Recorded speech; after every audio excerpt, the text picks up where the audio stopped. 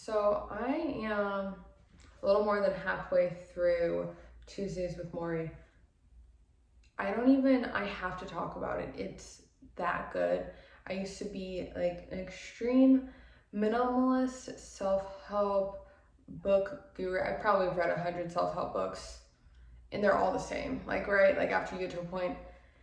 And that's just not, this is life. This old man shares life.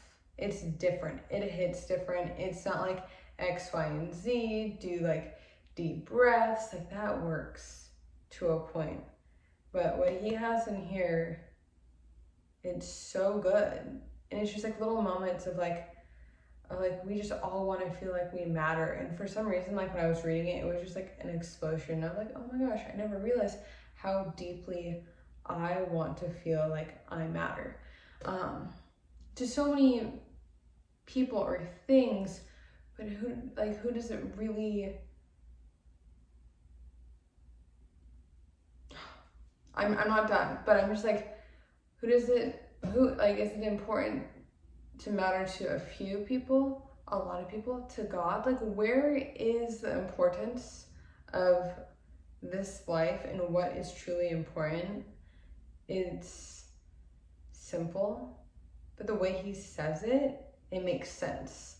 To the point of where like, I want to reread this again and post each chapter on the internet because I just want people to hear this book because I think it's so good and so powerful, and it's a quick read. I got it used off Amazon for like, I think $5, $8, I don't know. But I'm just like, I'm mind blown. I feel like fresh reading, like I'm excited to read it again. I'm excited to share it with you guys. It's not the usual self-help. It just feels like a warm hug from someone who's lived it, from like the words that maybe people have tried to give us or we've tried to give people. It works. This book's just good. It's good. Everyone needs to read it. It's simple, it's quick, it's fast. I'm going to be sharing it in the next however many videos this takes. So we'll see what that looks like. But yeah. Okay. Tuesdays with Morrie. An Old Man, a Young Man, and Life's Greatest Lessons, Mitch album. Let's go to the curriculum. The last class of my old professor's life took place once a week in his house, by a window in the study where he can watch a small hibiscus plant shed its pink leaves. The class met on Tuesdays. It began after breakfast. The subject was the meaning of life. It was taught from experience. No grades were given, but there were oral exams each week.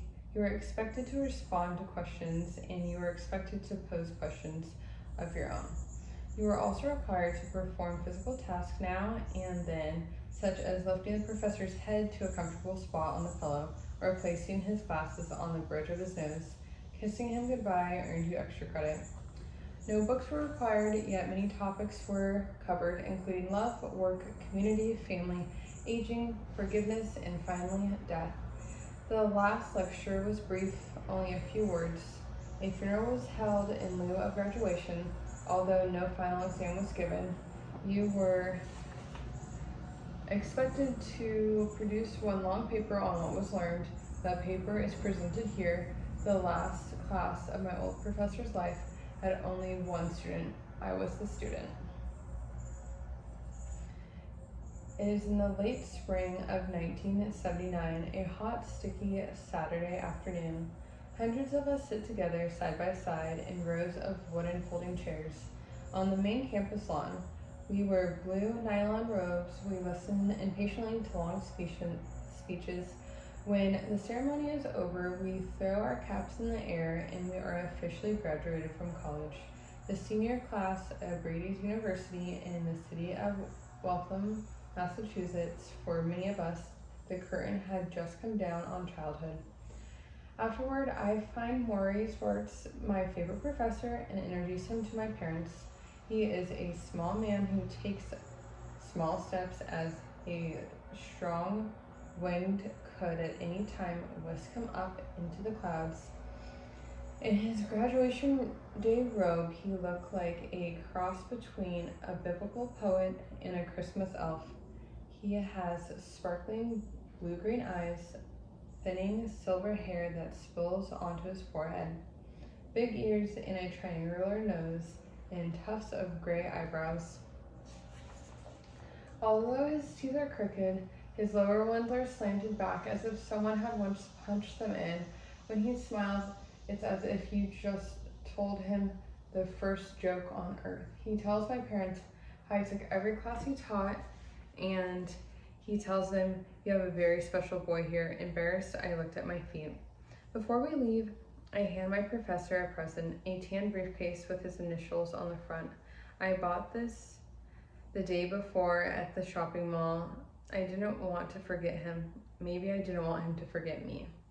"Mitch, you are one of the good ones," he says, admiring the briefcase, and then hugs me. I feel his thin arms around my back. I'm taller than he is, and when he holds me, I feel awkward, older, as if I were the parent and he were the child. He asks if I will stay in touch. Without hesitation, I say, "Of course." When he steps back, I see that he is crying. The syllabus. His death sentence came in the summer of 1994. Looking back, Morrie knew something bad was coming long before that. He knew it the day he gave up dancing. He had always been a dancer, my favorite old professor. The music didn't matter, rock and roll, big band, the blues, he loved them all. He would close his eyes and with a blissful smile began to move to his own sense of rhythm. It wasn't always pretty, but then he didn't worry about a partner. Morrie danced by himself. He used to go to the church in Harvard Square every Wednesday night for something called Dance Free. They had flashing lights, booming speakers, and Morrie would wander among the mostly student crowd, wearing a white t-shirt, black sweatpants, and a towel around his neck. And whatever music was playing, that's the music he would dance. He'd do the Lindy to the Jimi Hendrix. He would twist and twirl and wave his arms like a conductor on amphetamines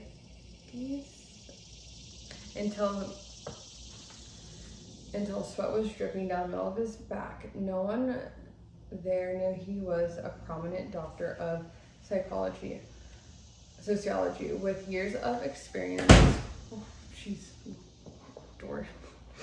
As a college professor and several well-respected books, they just thought he was some old nut.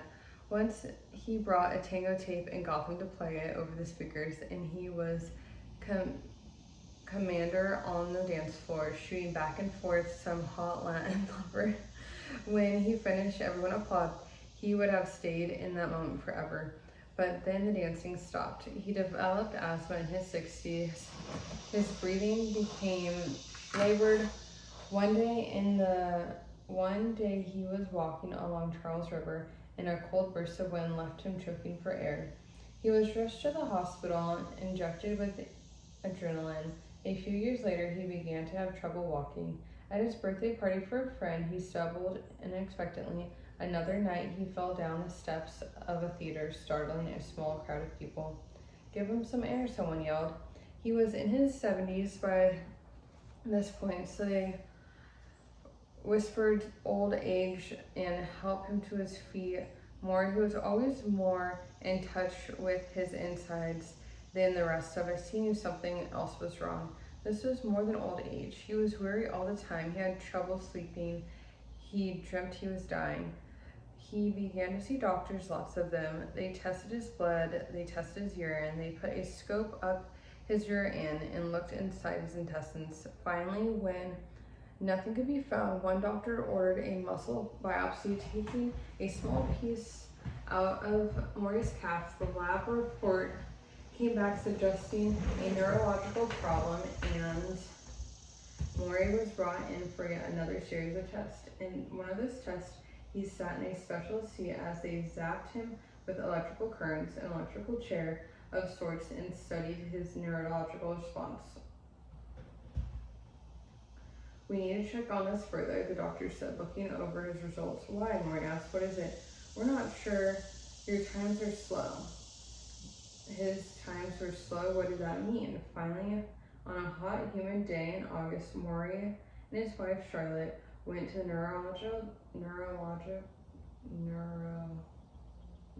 neurologist's office and asked them to sit before he broke the news.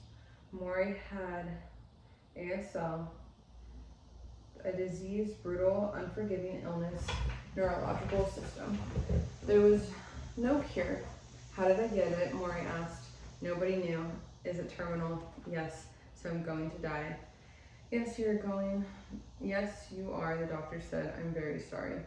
He sat with Morrie and Charlotte for nearly 2 hours, patiently answering their questions, and when they left the doctor, they gave them some information on ALS, little pamphlets as if they were opening a bank account. Outside, the sun was shining and people were going about their business.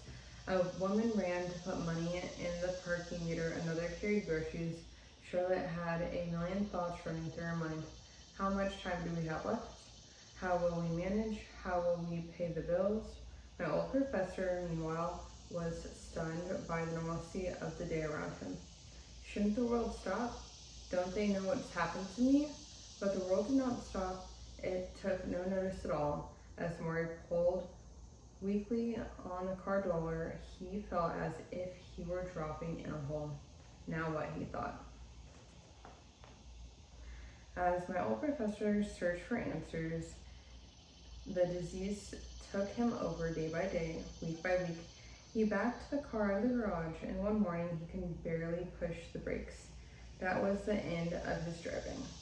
He kept tripping, so he purchased a cane. That was the end of his free walking. He went for his regular swim at the YMCA, but found he could no longer undress himself, so he hired his first home care worker, a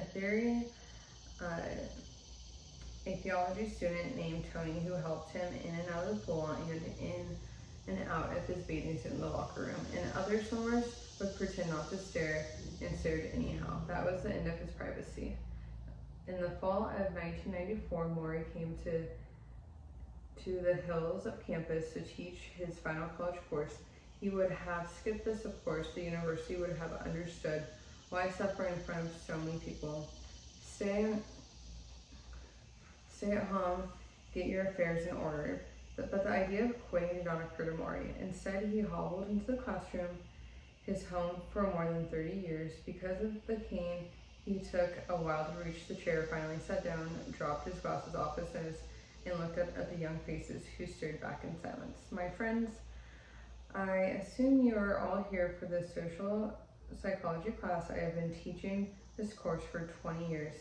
And this is the first time I can say there is a risk in taking it because I have a fatal illness. I may not live to finish the semester. If you feel this is a problem, I understand if you wish to drop the course. He smiled, and that was the end of his secret.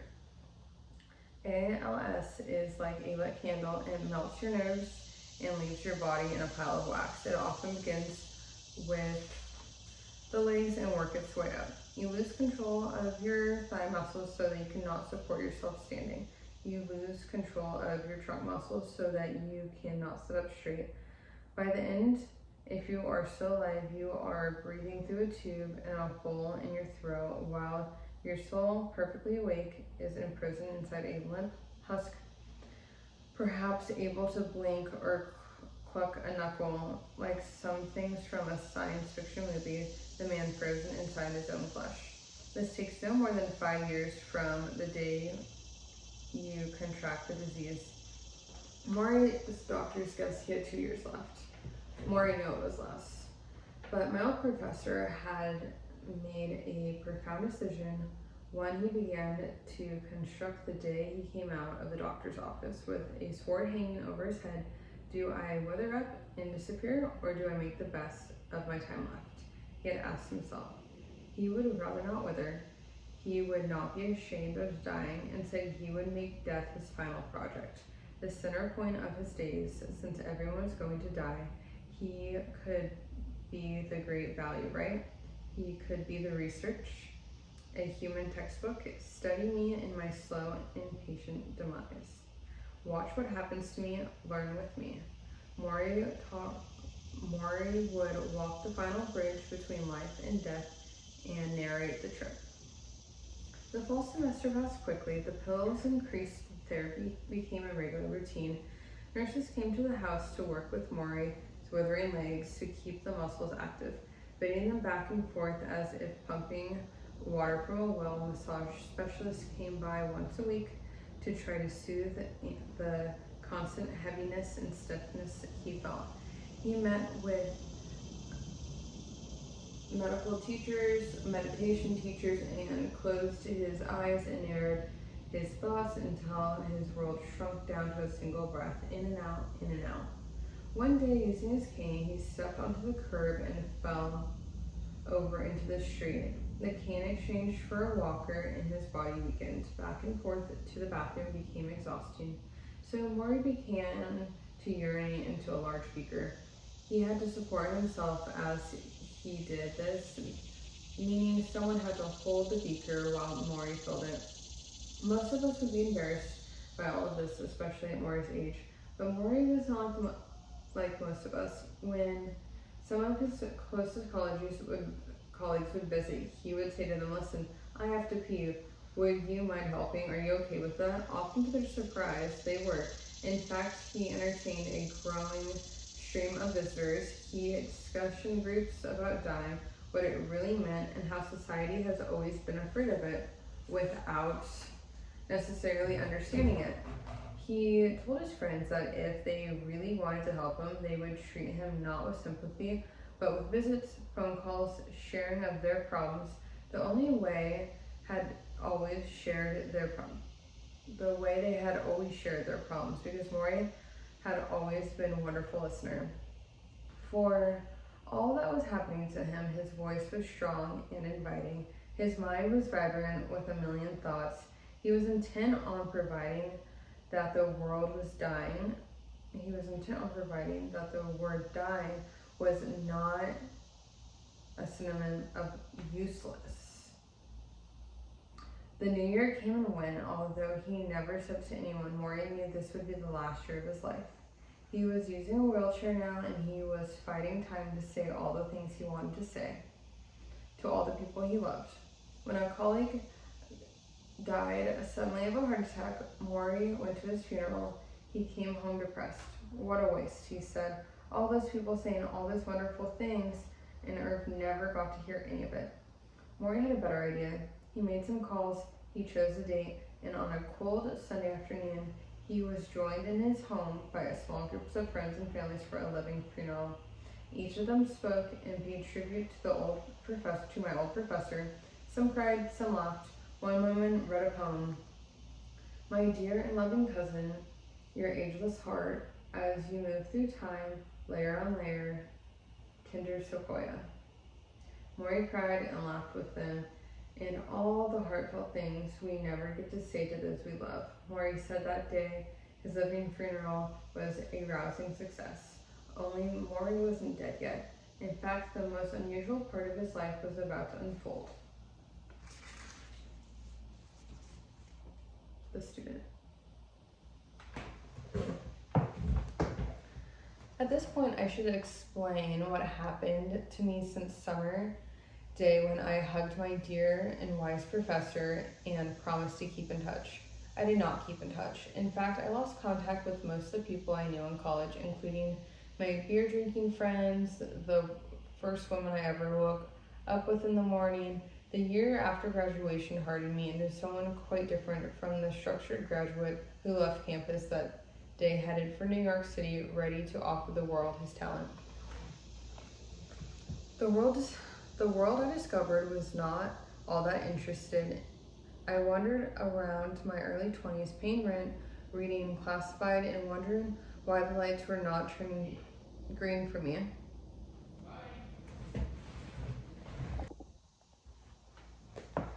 Okay, my dream was to be a famous musician. I play the piano, but after several years of dark, empty nightclubs, broken promises, bands that kept breaking up, and producers who seemed excited about everyone but me.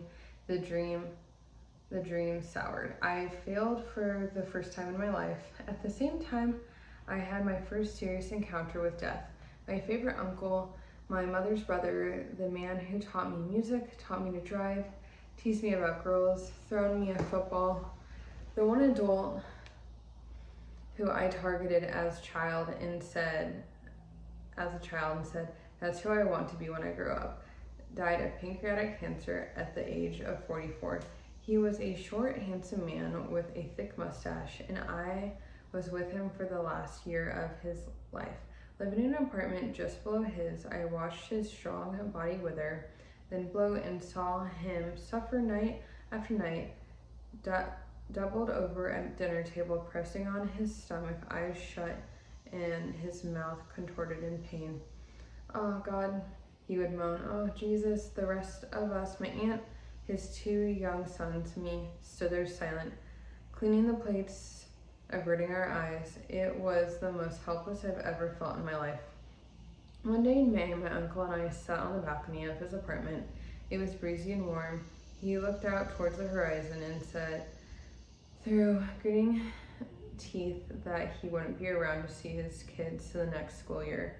He asked if I would look after them. I told him not to talk that way. He stared at me sadly. He died a few weeks later. After the funeral, my life changed. I felt as if time were suddenly precious, water going down an open drain. I could not move quick enough. No more playing music at half-empty nightclubs. No more writing songs in my apartment that no one would hear.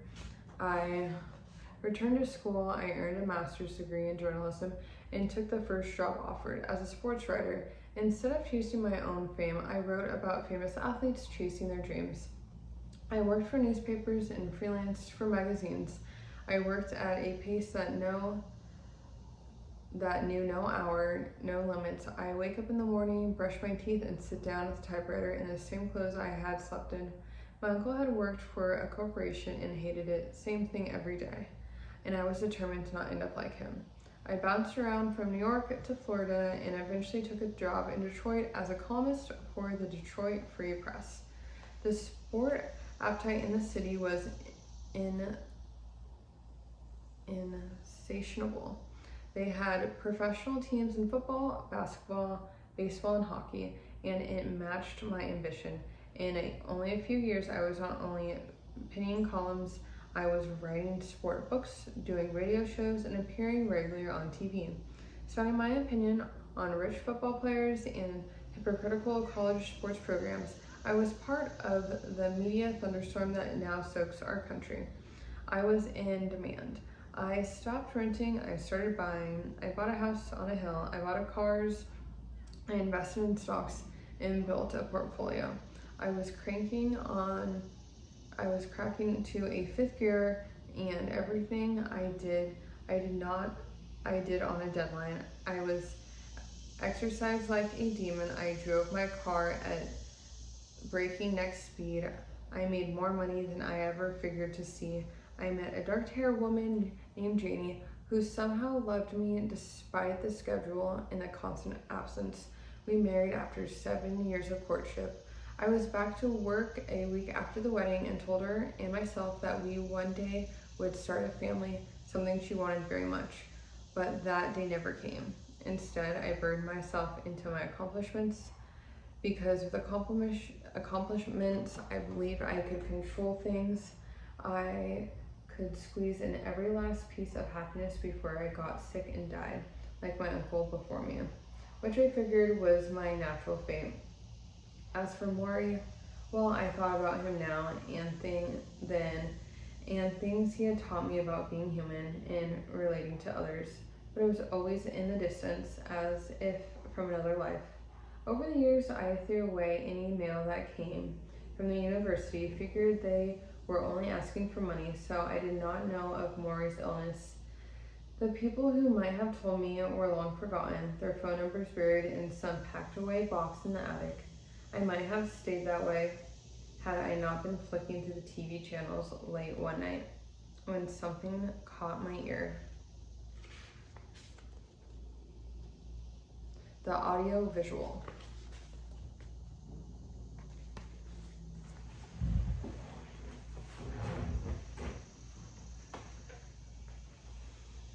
In March of 1995, a limousine carried Ted Koppel and the host of ABC TV's Nightline pull up to the snow-covered curb outside Morrie's house in West Newton, Massachusetts.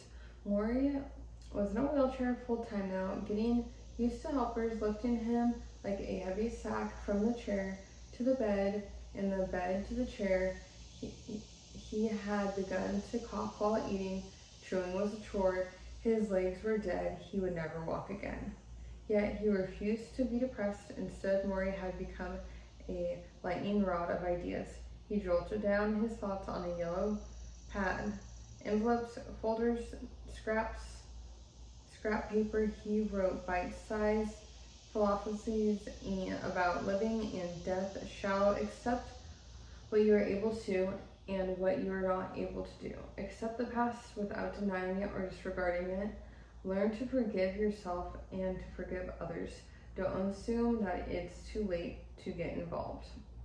After a while, he had more than 50 of these aphorisms, which he shared with his friends. One friend, a fellow professor, Stein, was so taken with the words that he sent them to the Boston Globe reporter, who came out and wrote a long feature on Morrie. The headline, "A Professor's Final Course on His Own Death."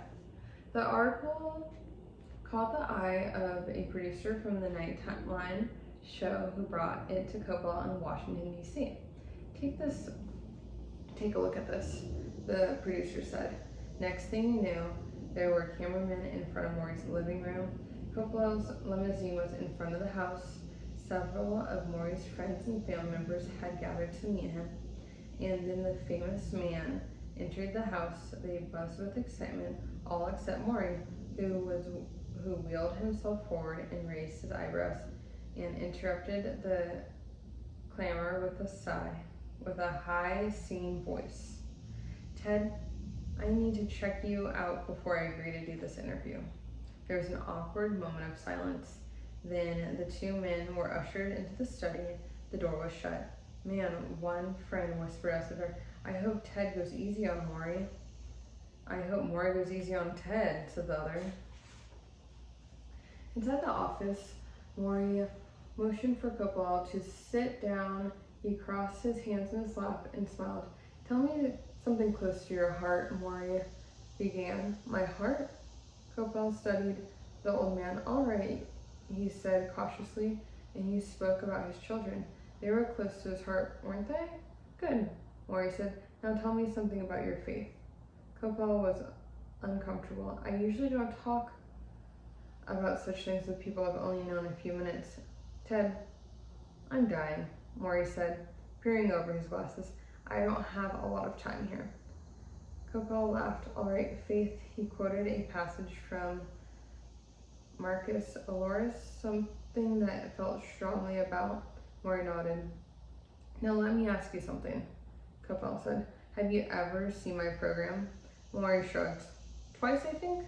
Twice, that's all. Don't feel bad. I've only seen Oprah once." "Well, the 2 times you saw my show, what did you think?" Morrie paused.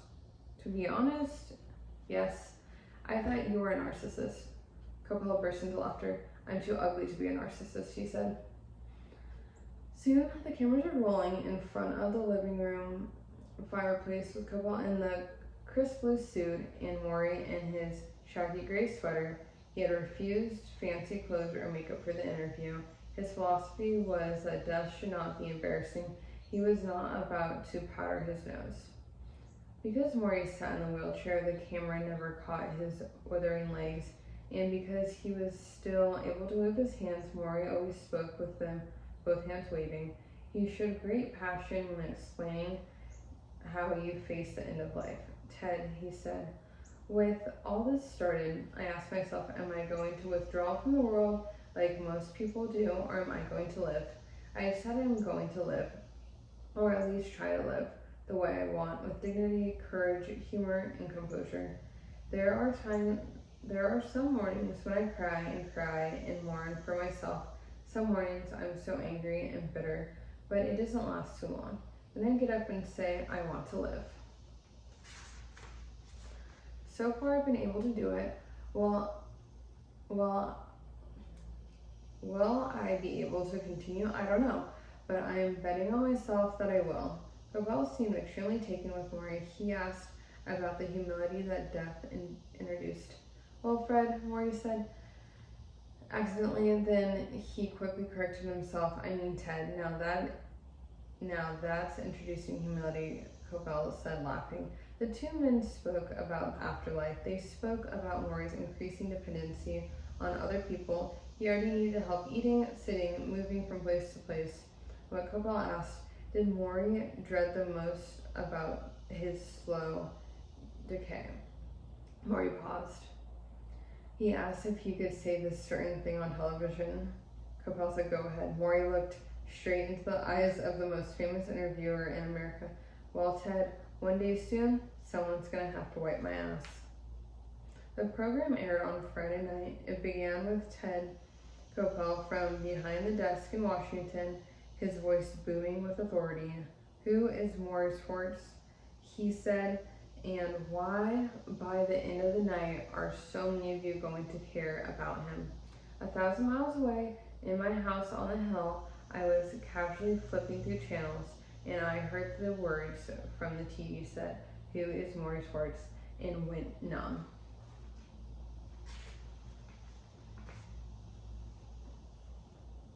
It is our first class together in the spring of 1976. I entered Morrie's large office and noticed the seamlessly countless books that lined the wall, shelf after shelf, books on sociology, physiology, religion, psychology. There's a large rug on the hardwood floor and a window that looks out on the campus walk. Only a dozen or so students are there, fumbling with notebooks, syllabi. Most of them are wearing jeans, earth shoes, and plaid flannels. I tell myself it will not be easy to cut a class this small. Maybe I shouldn't take it. Mitchell, Morrie says, reading from attendance list. I raise my hand. Do you prefer Mitch, or is Mitchell better? I have never been asked this by a teacher. I do a double take at this guy in the yellow turtleneck and green corduroy pants, the silver hair that falls on his forehead. He is smiling. Mitch, I say. Mitch is what my friends call me. Well, Mitch, it is then, says Morrie as a closing a deal. And Mitch, yes, I hope that one day you will think of me as your friend. The orientation.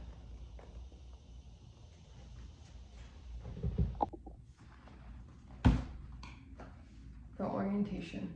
As I turned the rental car onto Morrie Street in West Newton, a quiet suburb of Boston, I had a cup of coffee in one hand and a cellular phone between my ear and shoulder. I was talking to a TV producer about a piece of work we're doing. My eyes jumped from the digital clock and my return flight in a few hours to the mailbox number on the tree-lined suburb street. The car radio was on and all the news stations. This is how I operated 5 things at once. Roll back the tape, I said to the producer, let me hear that one part again. Okay, he said, it's gonna take a second. Suddenly, I was upon the house. I pushed the brakes, spilled my coffee in my lap. As the car stopped, I caught a glimpse of a large Japanese maple tree and 3 figures sitting near it in the driveway. A young man, a middle-aged woman, flanking a small old man in a wheelchair. Morrie, at the sight of my old professor, I froze. Hello, the producer said in my ear. Did I lose you? I had not seen him in 16 years, and his hair was thinner, nearly white, and his face was gaunt. I suddenly felt unprepared for this reunion. For one thing, I was stuck on the phone, and I hoped that he hadn't noticed my arrival, so I can drive around the block a few more times, finish my business, and get mentally ready. But Morrie, this new withered version of a man I had once known so well, was smiling at the car, hands folded in his lap, waiting for me to emerge. Hey, the producer said again, are you there? For for all the time we spent together, for all the kindness and patience Morrie had shown me when I was young. I should have dropped the phone and jumped from the car and ran and held him and kissed him hello. Instead, I killed the engine, sunk down off the seat as if I were looking for something. Yeah, I'm here, I whispered and continued my conversation with the TV producer until we were finished. I did what I had become best at doing. I tended to my work even while my dying professor waited on his front lawn. I'm not proud of this, but that is what I did. Now, 5 minutes later, Morrie was hugging me, his thinning hair rubbed against my cheek. I had told him I was searching for my keys. That's what had taken me so long in the car. I squeezed him tighter as if I could crush my little lie. Although the spring sunshine was warm, he wore a windbreaker and his legs were covered with a blanket. He smelled faintly sour the way people on medication do sometimes. With his face pressed close to mine, I can hear his labored breathing in my ear. My old friend, he whispered, "You've come back at last." He rocked against me, not letting go. His hands reached up for my elbows as I bent over him. I was surprised at such affection after all these years, but then, in some stone wall I had built between my present and my past, I had forgotten how close we once were. I remember graduation day, the briefcase, the tears at my departure, and I swallowed because I knew deep down that I was no longer the good gift-bearing student he remembered. I only hoped that for the next few hours I could fool him. Inside the house, we sat at a walnut dining room table near a window that looked out at the neighbor's house. Morrie fussed with his wheelchair, trying to get comfortable. As was in his custom, he wanted to feed me, and I said, "All right." One of the helpers, a stout Italian woman named Connie, cut up bread, tomatoes, and brought the containers of chicken salad and hummus in tabbouleh.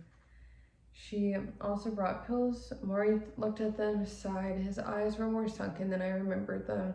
His cheekbones were more prominent. This gave him a harsher, older look until he smiled. Of course, the sagging cheeks gathered up like curtains. "Mitch," he said softly, "you know that I'm dying." I knew.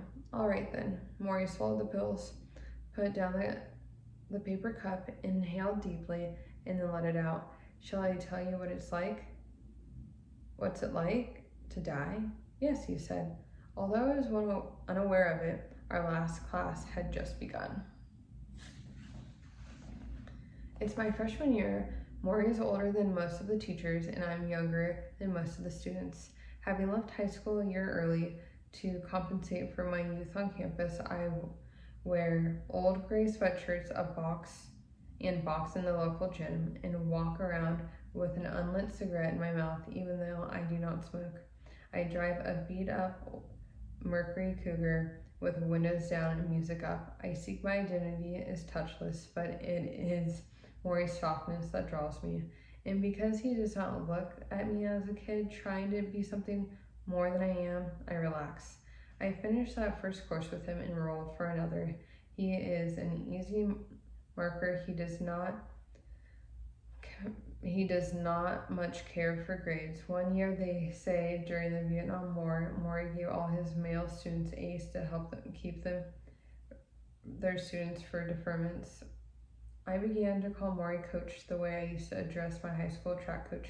Morrie likes the nickname. "Coach," he says. "All right, I'll be your coach and you can be my player. You can play all the lovely parts of life that I'm too old for now." Sometimes we eat together in the cafeteria. Morrie, to my delight, is even more of a slob than I am. He talks instead of chews, laughs with his mouth open, delivers a passionate thought through a mouthful of egg salad. Little yellow pieces spew from his teeth. It cracks me up. The whole time I knew him, I have two overwhelming desires: to hug him and to give him a napkin. The classroom. The sun beamed in through the dining room windows, lighting up the hardwood floor. We had been talking there for nearly 2 hours. The phone rang. Yet again, Morrie asked his helper, Connie, to get it. She had been jotting the callers' names in Morrie's small black appointment book. Friends, meditation teachers, a discussion group, someone who wanted a photograph with him for a magazine. It was clear I was not the only interested one in visiting my old professor. The Nightline appearance had made him something of a celebrity, but I was impressed with, perhaps even a little bit envious of all the friends that Morrie seemed to have. I thought about the buddies that circled my orbit back in college. Where had they gone? You know, Mitch, now that I'm dying, I've become much more interesting to people. You were always interesting. Oh, Morty smiled. You're kind. No, I'm not, I thought. Here's the thing, he said. People see me as a bridge. I'm not as alive as I used to be, but I'm not yet dead. I'm sort of in between.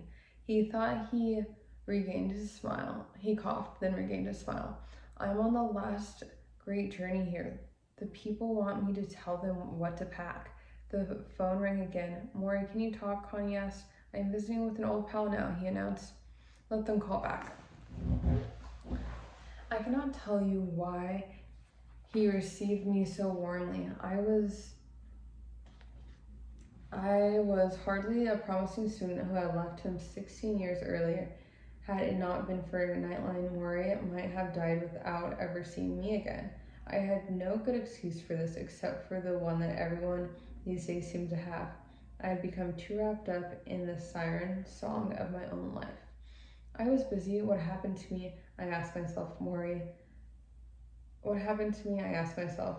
Morrie's high, smoky voice took me back to the university years when I thought rich people were evil, a shirt and a tie were prison clothes, and life without freedom to get up and go, motorcycle beneath you, breeze in your face, down the streets of Paris into the mountains of Tibet, was not a good life after all. What happened to me? The 80s happened, the 90s happened, death and sickness and getting fat and going bald happened. I traded lots of dreams for bigger paychecks, and I never realized I was doing it. Yet here was Morrie talking with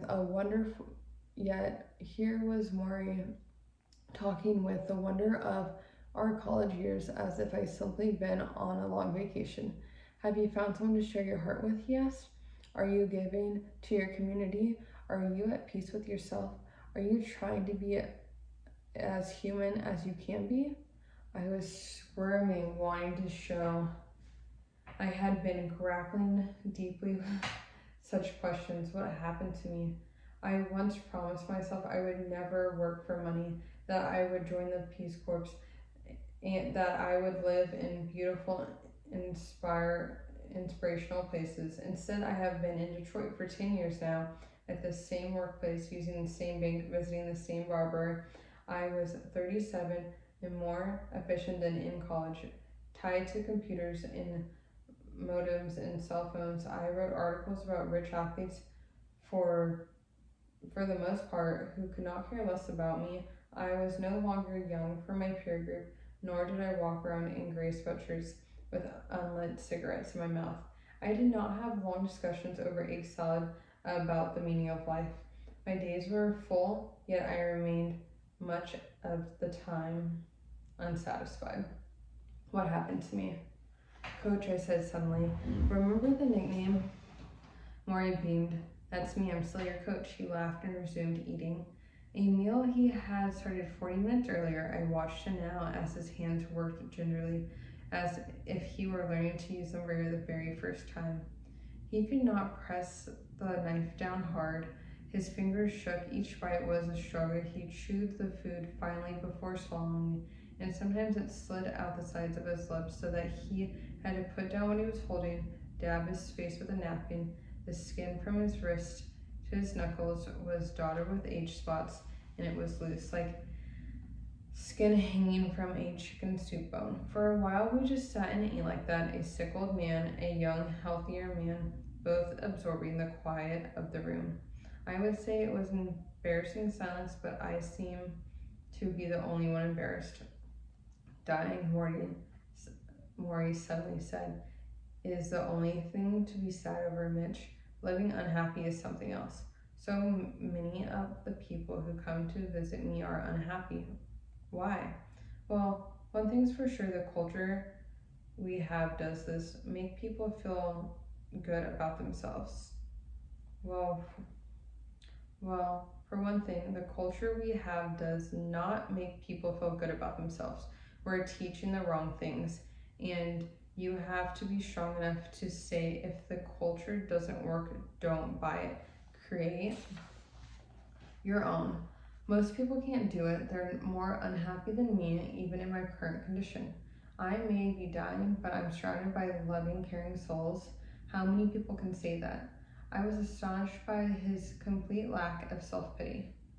Morrie, who can no longer dance, swim, bathe, or walk. Morrie, who can no longer answer his own door, dry himself after a shower, or even roll over in bed.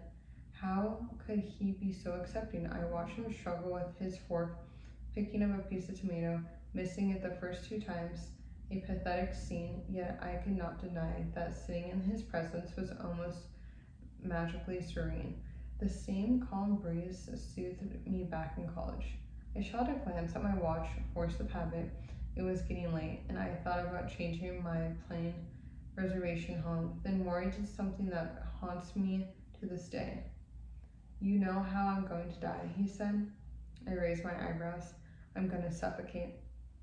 Yes, my lungs, because of my asthma, can't handle the disease. It's moving up my body. The ALS has already got my legs. Pretty soon it's going to get my arms, hands, and when it hits my lungs, he shrugs his shoulders. I'm sunk. I had no idea what to say, so I said, well, you never know. Morrie closed his eyes. I know, Mitch. You mustn't be afraid of my dying. I've had a good life, and we all know it's going to happen. I maybe have 4 or 5 months. Come on, I said nervously. Nobody can say. I can, he said softly.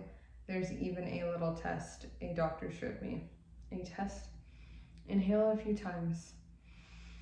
I did as he said. Now once more, but this time when you exhale, count how many numbers as you can before you take another breath.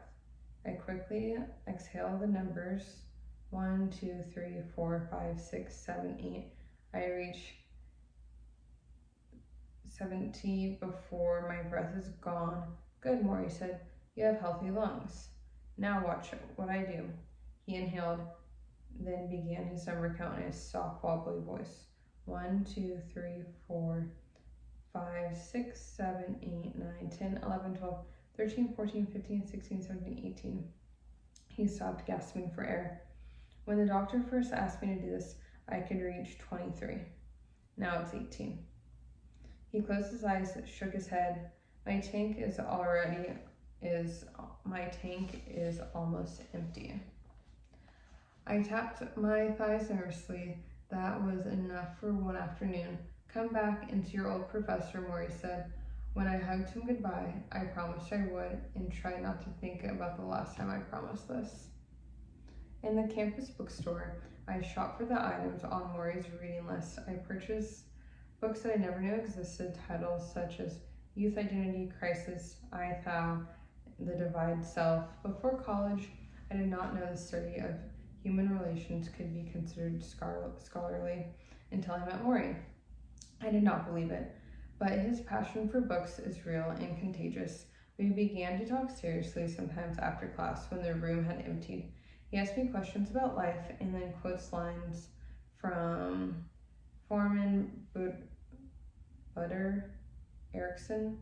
Often he defers to their words, footnoting his own advice, even though he obviously thought the same thing himself. It is at these times that I realize he is indeed a professor, not an uncle. One afternoon, I'm complaining about the confusion of my age, what is expected of me versus what I want for myself. Have I told you about the tension of opposites, he said? The tension of opposites? Life is a series of pulls back and forth. You must want to do one thing, but you are bound to do something else. Something hurts you, yet you know it shouldn't. You take certain things for granted, even though you know you should never take anything for granted. A tension of opposites like a pull on a rubber band, and most of us live somewhere in the middle.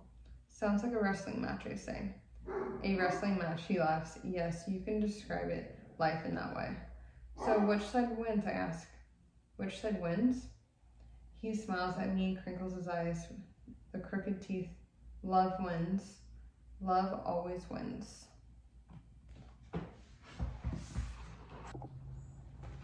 Okay.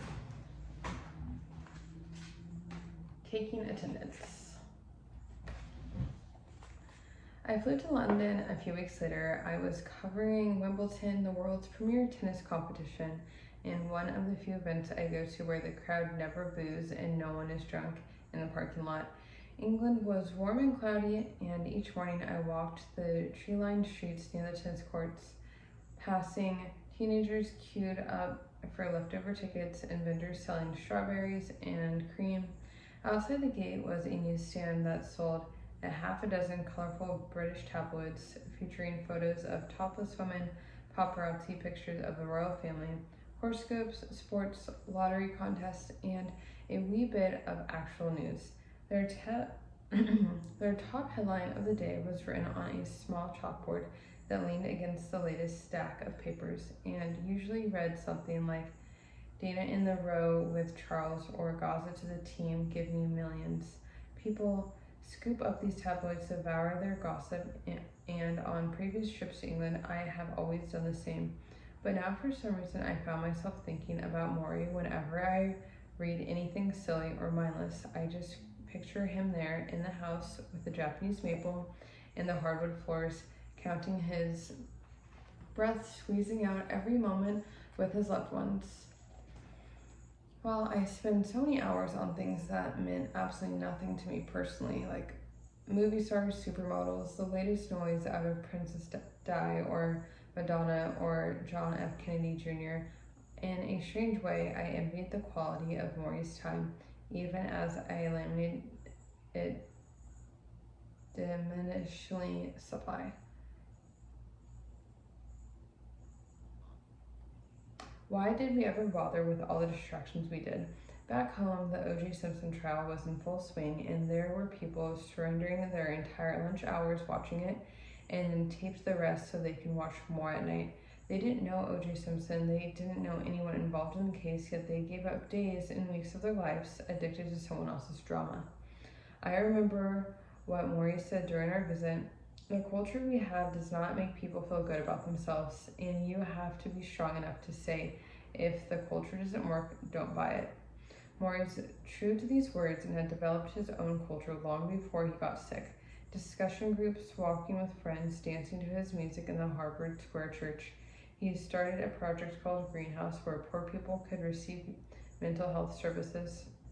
He read books to find new ideas for his classes, visited with colleagues, kept up with old students, wrote letters to distant friends. He took more time eating and looking at nature and wasted no time in front of a TV, sitcoms, or movies of the week.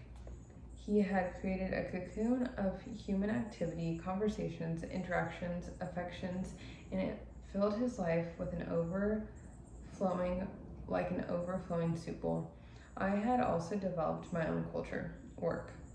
I did 4 or 5 media jobs in England, juggling them like a clown. I spent 8 hours a day on a computer, feeding my stories back to the States. Then I did TV pieces, traveling with a crew throughout parts of London. I also phoned in radio reports every morning and afternoon. This was not an abnormal load. Over the years, I had taken labor as my companion and had moved everything else to the side. In Wimbledon, I ate meals in my little wooden work cubicle and thought nothing of it. On one particular crazy day, a crush of reporters had tried to chase down Andre and his famous girlfriend Brooke Shields, and I had gotten knocked over by a British photographer who barely muttered sorry. Before sweeping past his huge metal lens strapped around his neck, I thought of something else Morrie had once told me. So many people walk around with a meaningless life. They seem half asleep even when they're busy doing things they think are important. This is because they're chasing the wrong things. The way you get meaning into your life is to devote yourself to loving others, devote yourself to community around you, and devote yourself to creating something that gives you purpose and meaning. I knew he was right. Not that I did anything about it. At the end of the tournament and the countless cups of coffee I drank to get through it, I closed my computer, cleaned out my cubicle, and went back to the apartment to pack. It was late. The TV was nothing but fuzz. I flew to Detroit, arrived late in the afternoon, dragged myself home, and went to sleep. I awoke to a jolting piece of news. The union at my paper had gone on strike. The place was shut down. There were picketers at the front entrance and marchers chanting up and down the street. As a member of the union, I had no choice. I suddenly, and for the first time in my life, out of a job, out of a paycheck, and pitted against my employers. Union leader called my home and warned me against any contact with former editors, many of whom were my friends, telling me to hang up if they tried to call and plead their case. We're going to fight until we win, the union leader swore, sounding like soldiers. I felt confused and depressed, although the TV and the radio workers were nice supplements. The newspaper had been my lifeline, my oxygen. When I saw stories in print each morning, I knew that at least one way I was alive. Now it was gone, and the strike continued. The first day, the second day, the third, there were worried phone calls and rumors that this can go on for months.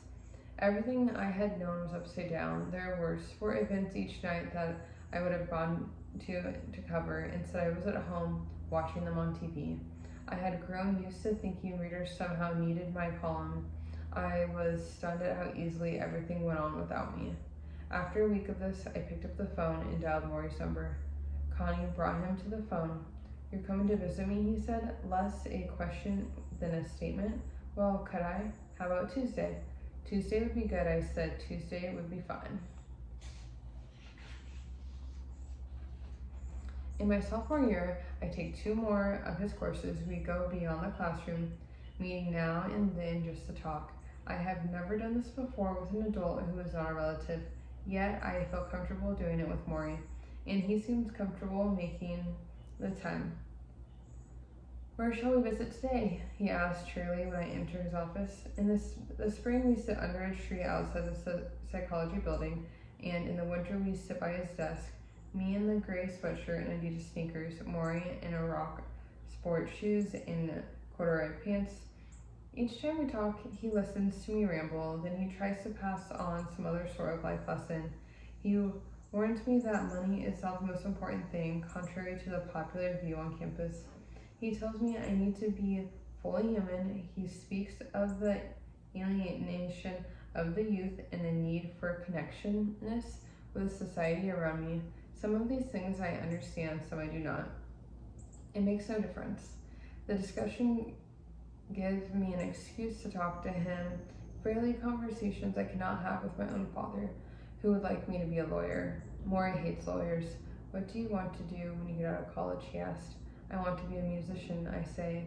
"Piano player." "Wonderful," he says, "but that's a hard life." "Yeah, a lot of sharks. That's what I hear." "Still," he says, "if you really want it, then make your dreams happen." I want to hug him and to thank him for saying that, but I'm not that open. I only nod instead. "I bet you play piano with a lot of pep," he says. I laugh. "Pep?" He laughs back. "Pep? What's the matter? They don't say pep anymore?" The first Tuesday, we talk about the world. Connie opened the door and let me in. Morrie was in his wheelchair by the kitchen table, wearing a loose cotton shirt and even looser black sweatpants. They were loose because his legs had atrophied beyond normal. Size closing. Okay. You could get 2 hands around his thighs and have your fingers touch. He had been able to stand. He'd been no more than 5 feet tall. He'd probably have to fit into a 6th grader's jeans. "I got you something," I announced, holding up a brown paper bag I stopped on my way from the airport at a nearby supermarket and purchased some turkey, potato salad, macaroni salad, and bagels. I knew there was plenty of food at the house, but I wanted to contribute something. I was so powerless to help Morrie otherwise, and I remember his fondness for eating. Ah, so much food, he's saying. Well, now you have to eat with me. We sat at the kitchen table, surrounded by wicker chairs, this time without the need to make 16 years of information. We slid quickly into familiar waters of our old college dialect. Morrie asking questions, listening to my replies, stopping like a chef to sprinkle in something I'd forgotten or hadn't realized. He asked about the newspaper strike. In true form, he couldn't understand why both sides didn't simply communicate with each other or solve their problems. I told him not everyone was as smart as he was. Occasionally, he had to stop to use the bathroom, a process that took some time. Connie would wheel him to the toilet and then lift him from the chair and support him as he urinated into the beaker. Each time he came back, he looked tired. Do you remember when I told you, Ted Koppel, that pretty soon someone's going to have to wipe my ass? He said. I laughed. You don't forget a moment like that. Well, I think that day is coming. The one bothers me. Why? Because it's the ultimate sign of dependency. Someone else wiping your bottom, but I'm working on it. I'm trying to enjoy the process. Enjoy it. Yes, after all, I get to be a baby one more time. That's a unique way of looking at it. Well, I have to look at life uniquely now. Let's face it. I can't go shopping. I can't take care of the bank account. I can't take out the garbage. I can sit here with my dwindling days and look at what I think is important in life. I have both time and reason to do that. So I said in a reflexively cynical response, I guess the key to find out the meaning of life is to stop taking out the garbage. He laughed. I was relieved that he did. As Connie took the plates away, I noticed a stack of newspapers that had obviously been read before I got there. You bother keeping up with the news, I asked. Yes, Morrie said. Do you think that's strange? Do you think because I'm dying I shouldn't care what's happening in the world? Maybe, he sighed. Maybe you're right. Maybe I shouldn't care after all. I won't be around to see how it all turns out.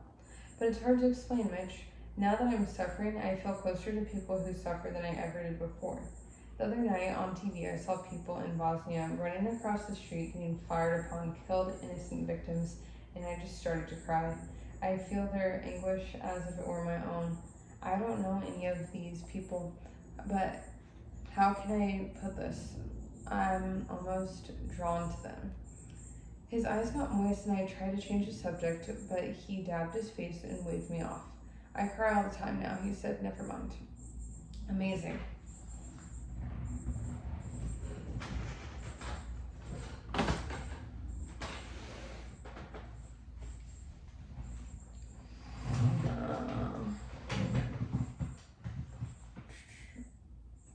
Amazing, I thought. I worked in the news business. I covered stories where people died. I interviewed grieving family members. I even attended the funerals. I never cried. Morrie, for the suffering people have across the world, away was weeping. And what comes at the end, I wondered. Maybe death is the great equalizer, the one big thing that can finally make strangers shed a tear for one another. Morrie honked loudly into the tissue. This is okay with you, isn't it, men crying? Sure, I said too quickly.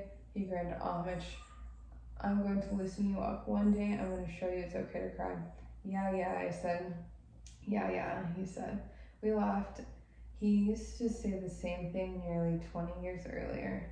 Mostly on Tuesdays. In fact, Tuesday had always been our day together.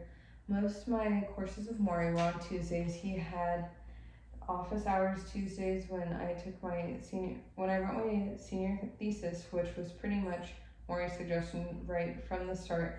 It was on Tuesdays that we sat together by his desk in the cafeteria or on the steps of Parliament Hall going over the work. So it seemed only fitting that we're back together on a Tuesday, here in the house with the Japanese maple out front.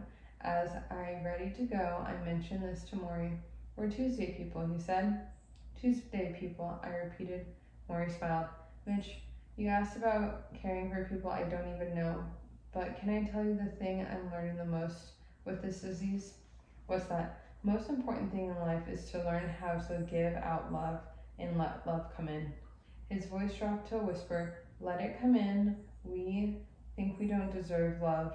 We think if we let it in, we will become too soft. But a wise man named Levine said it right. He said, love is the only rational act. He repeated it carefully, paused for effect. Love is the only rational act. I nodded like a good student and exhaled weakly. I leaned over to give him a hug, and then, although it is not really like me, I kissed him on the cheek. I felt his weak hands on my arm, and thin stubble of his whiskers brushed my face. So you'll come back next Tuesday? He whispered.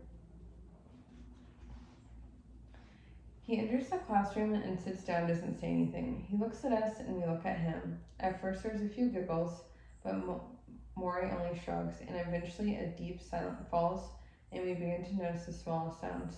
The radiator humming in the corner of the room, the nasal breathing of one of the fat students. Some of us are agitated. When is he going to say something? We squirm, check our watches. A few students look out the window, trying to be above it all. Then goes on a good 15 minutes before Morrie finally breaks it with a whisper. What's happening here? He asked. And slowly a discussion begins, as Morrie has wanted all along, about the effect of silence on human relations. Why are we embarrassed of silence? What comfort do we find in all the noise? I am not bothered by silence. For the noise I make with my friends, I'm still not comfortable talking about my feelings in front of others, especially not classmates. I can sit in the quiet for hours if that is what the class demanded. On my way out, Morrie stops me. You didn't say much today, he remarks. I don't know, I just didn't have anything to add. I think you have a lot to add. In fact, Mitch, you remind me of someone I knew who also liked to keep things to himself when he was younger. Who? Me. The second Tuesday, we talk about feeling sorry for yourself.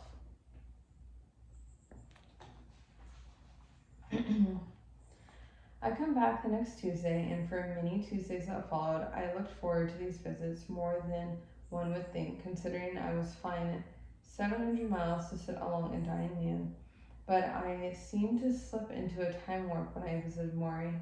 Like, I liked myself better when I was there. I no longer rented a cellular phone for the rides from the airport. Let them wait, I told myself, mimicking Morrie. The newspaper situation in Detroit has not improved. In fact, it had grown increasingly insane, with nasty confrontations between pickers and replacement workers, people arrested, beaten in line in the street in front of delivery trucks. In light of this, my visits with Morrie felt like a cleanse rinse of the human kindness. We talked about life and we talked about love. We talked about one of Morrie's favorite subjects, compassion, and why our society had such a shortage of it. Before my third visit, I stopped at the market called Bread and Citrus. I had seen their bags in Morrie's house and figured he must like the food there, and I loaded up on plastic containers from their fresh food takeaway, things like vermicelli with vegetables, carrot soup, and baklava. When I entered Morrie's study, I lifted the bags as if I just robbed a bank. Food man, I bellowed. Morrie rolled his eyes and smiled. Meanwhile, I looked for signs of the disease progress, and his fingers worked well enough to write a pencil or hold his glasses, but he could not lift his arms much higher than his chest. He was spending less and less time in the kitchen or living room and more in his study, where he had large recliner chairs set up with pillows, blankets, and a specially cut piece of foam roller that held between his feet and gave him support to his withering legs. He kept a bell near his side when his head needed adjustment or that he had to go to the commode. As he referred to it, he would shake the bell, and Connie Tony Brica or Amy, his small army of home care workers, would come in. It wasn't always easy for him to lift the bell. He got frustrated when he couldn't make it work. I asked Morrie if he felt sorry for himself. Sometimes in the morning, he said, that's when I mourn. I feel around my body, I move my fingers and my hands, whatever I can still move, and I mourn what I've lost. I mourn the slow way in which I'm dying, but then I stop mourning. Just like that, I give myself a good cry if I need it, but then I concentrate on all the good things still in my life, on the people who are coming to see me, on the stories I'm going to hear, on you if it's Tuesday because we're Tuesday people. I grinned. Tuesday people. Mitch, I don't allow myself any more self-pity than that. A little each morning, a few tears, and that's all. I thought about the people I knew who spent many of their waking hours feeling sorry for themselves. How useful it would be to put a daily limit on self-pity, just a few tearful minutes, and then on with the day. And if Morrie could do it with such horrible disease, it's only horrible if you see it that way, Morrie said. It's horrible to watch my body slowly wilt away to nothing, but it's also wonderful because all the time I get to say goodbye. He smiled. Not everyone is so lucky. I studied him in the chair, unable to stand, to wash, to pull on his pants. Lucky? Did he really say lucky? During a break when Morrie had to use the bathroom, I leaped through the Boston newspaper that sat near his chair. There was a story about a small timber town with two teenage girls tortured and killed. A 73-year-old man who befriended them, then threw a party in his trailer home and showed off the corpse. There was another story about an upcoming trial of a straight man who killed a gay man after the latter had gone on a TV talk show and said he had a crush on him. I put the paper away. Morrie rolled back in, smiling as always. Connie went to lift him from the wheelchair to the recliner. You want me to do that, I asked. There was a momentary silence, and I'm not even sure why I offered, but Morrie looked at Connie and said, can you show him how to do it? Sure, Connie said. Following her instructions, I leaned over, locked my forearm under Morrie's armpit, hooked him towards me as if lifting a large log from underneath.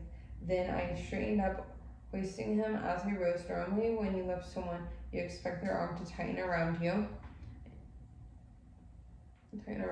your grip, but Morrie could not do this. He was mostly dead weight, and I felt his head bounce off my shoulder and his body sag against me like a big damp loaf.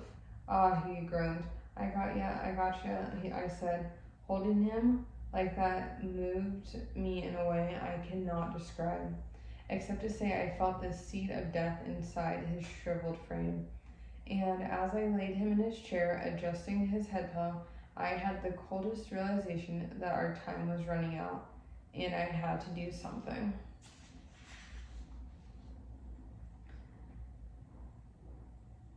It is my junior year, 1978, when disco and the Rocky movies are the cultural rage.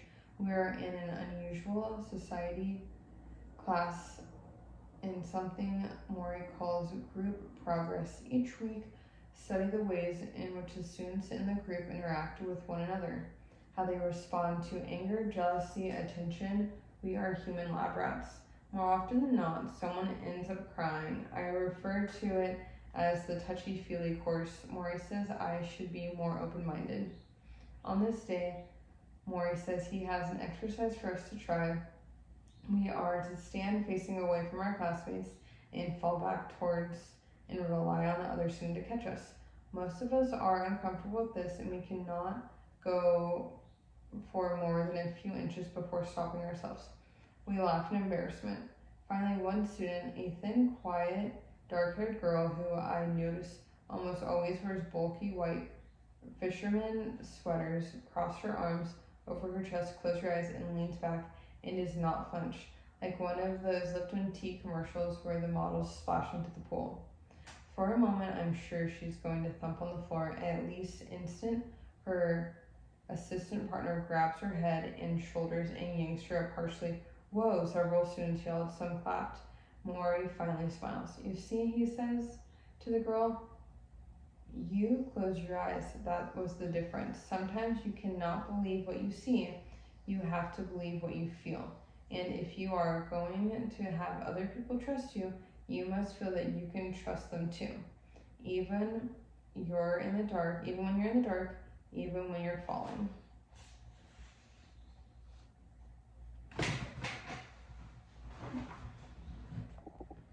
Okay.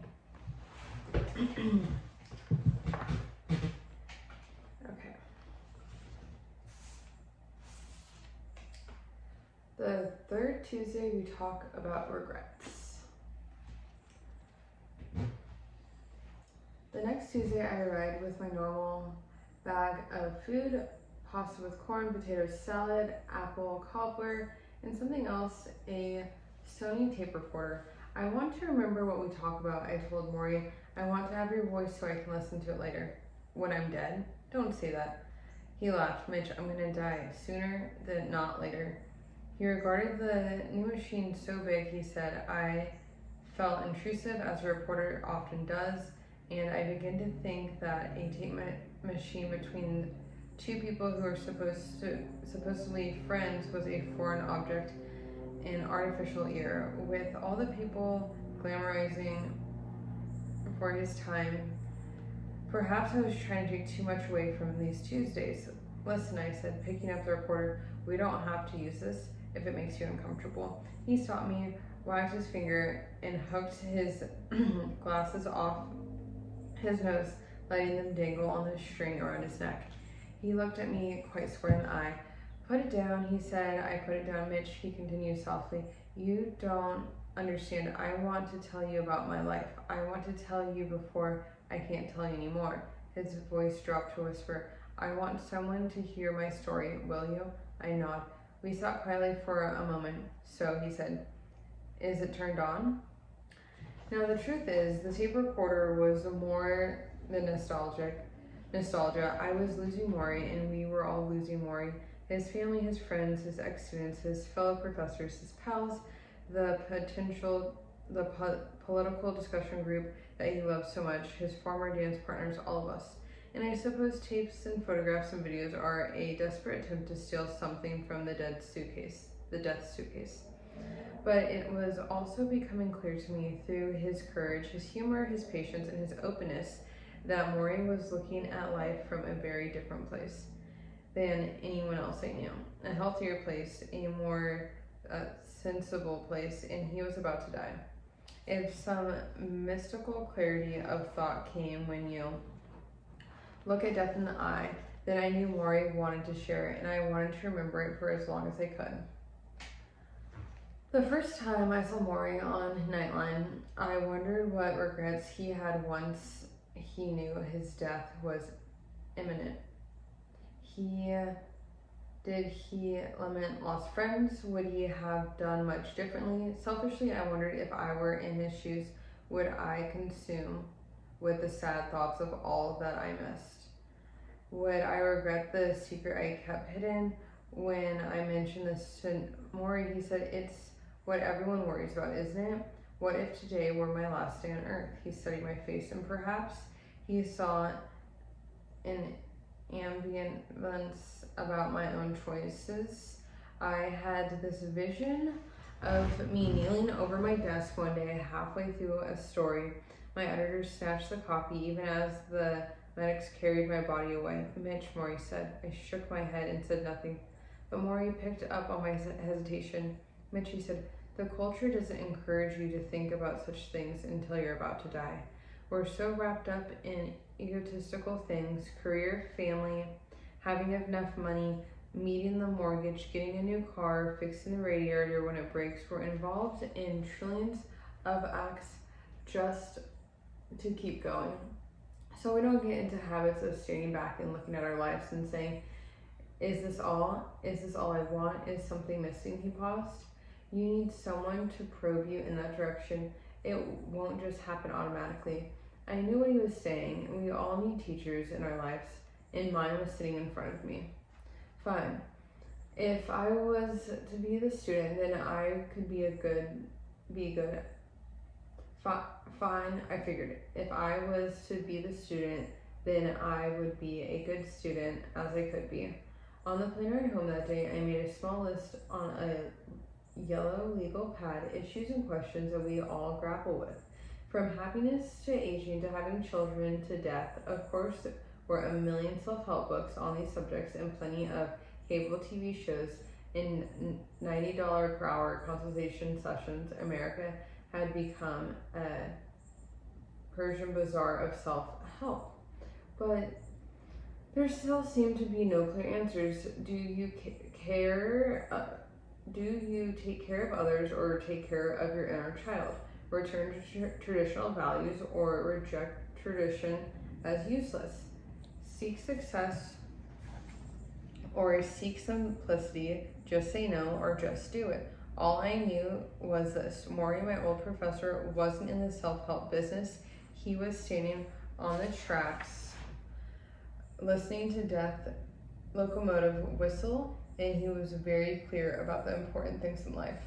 I want that clarity. Every confusion, tortured soul I knew wanted clarity.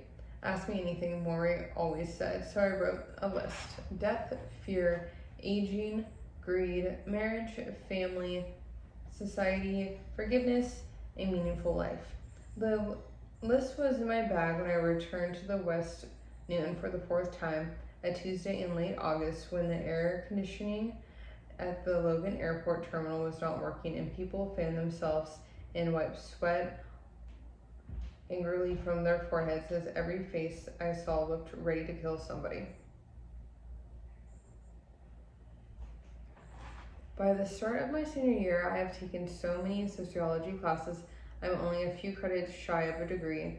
Morrie suggests I try an honors thesis. Me, I asked, what would I write about?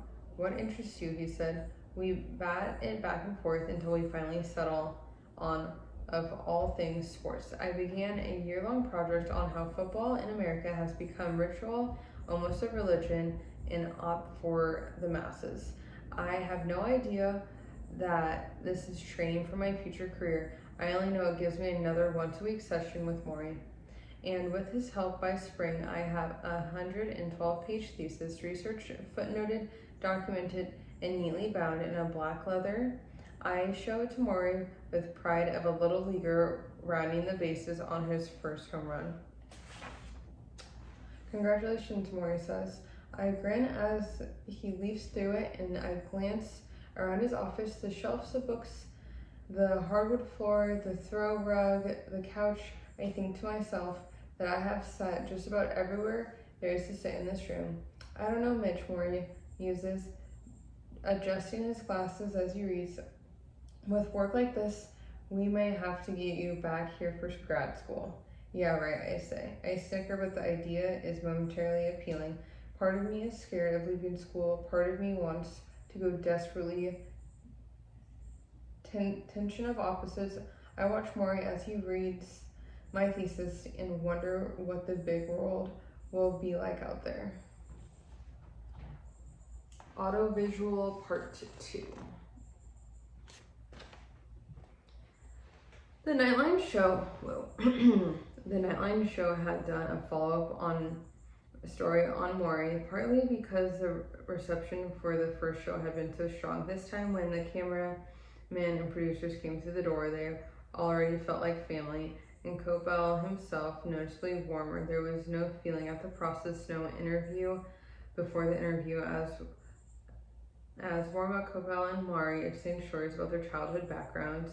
Copel spoke of the growing up in England, and Morrie spoke of growing up in the Bronx. Morrie wore a long-sleeved blue shirt. He was almost always chilly, even when it was 90 degrees out. Copel removed his jacket and did the interview in a shirt and a tie, as if Morrie were breaking him down one layer at a time. You look fine, Copel said when the tape began to roll. That's what everybody tells me, Morrie said. You sound fine, that's what everybody tells me, so how do you know things are going downhill? Morrie sighed, nobody can know it but me, Ted. But I know it. And as he spoke, it became obvious he was not waving his hands to make a point as freely as he had in the first conversation. He had trouble pronouncing certain words. The L sound seemed to get caught in his throat. In a few more months, he might no longer be able to speak at all. Here's how my emotions go, Morrie told Capel. When I have people and friends here, I'm very up. The love and relationships maintain me, but there are days when I'm depressed. Let me not deceive you. I see certain things going down and I feel a sense of dread. What am I going to do without my hands? What happens when I can't speak? Swallowing, I don't care so much, so they feed me through a tube. So what?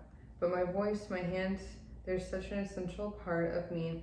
I talk with my voice, I gesture with my hands. This is how I give to people. How will you give to people when you no longer can speak? Capel asked. Morrie shrugs. Maybe I'll have to ask yes or no questions. It was a simple answer that Capel had to smile. He asked Morrie about the silence. He mentioned a dear friend Morrie had, Maureen Stein, who had first sent Morrie aphorisms to Boston Globe. They had been together in college since the early 60s. Now Stein was going deaf. Capel imagined the two together one day, one unable to speak and the one unable to hear. What would that be like? We will hold hands, Morrie said, and there will be a lot of love passing between us. Ted, we've had 35 years of friendship. You don't need speech or hearing to feel that. Before the show ended, Morrie read Capel one of the letters he received since the first Nightline program. There had been a great deal of mail. Particularly, one letter came from a school teacher in Pennsylvania who taught a special ed class of 9 children. Every child in the class had suffered a death of a parent. Here is what I sent back to her. Morrie told Capel, perching his glasses gingerly on his nose and ears. Dear Barbara, I was very moved by your letter. I feel the work you have done with the children who have lost a parent is very important. I also lost a parent at an early age. Suddenly, with the camera still humming, Morrie adjusted his glasses. He stopped, bit his lip, and began to choke up. Tears fell down his nose. I lost my mother when I was a child, and it was quite a blow to me, and I wish I had a group like yours where I would have been able to talk about my sorrows. I would have joined your group because his voice cracked, because I was so lonely. Morrie Capel said that was 70 years ago. Your mother died, and the pain still goes on. You bet, Morrie whispered. The professor.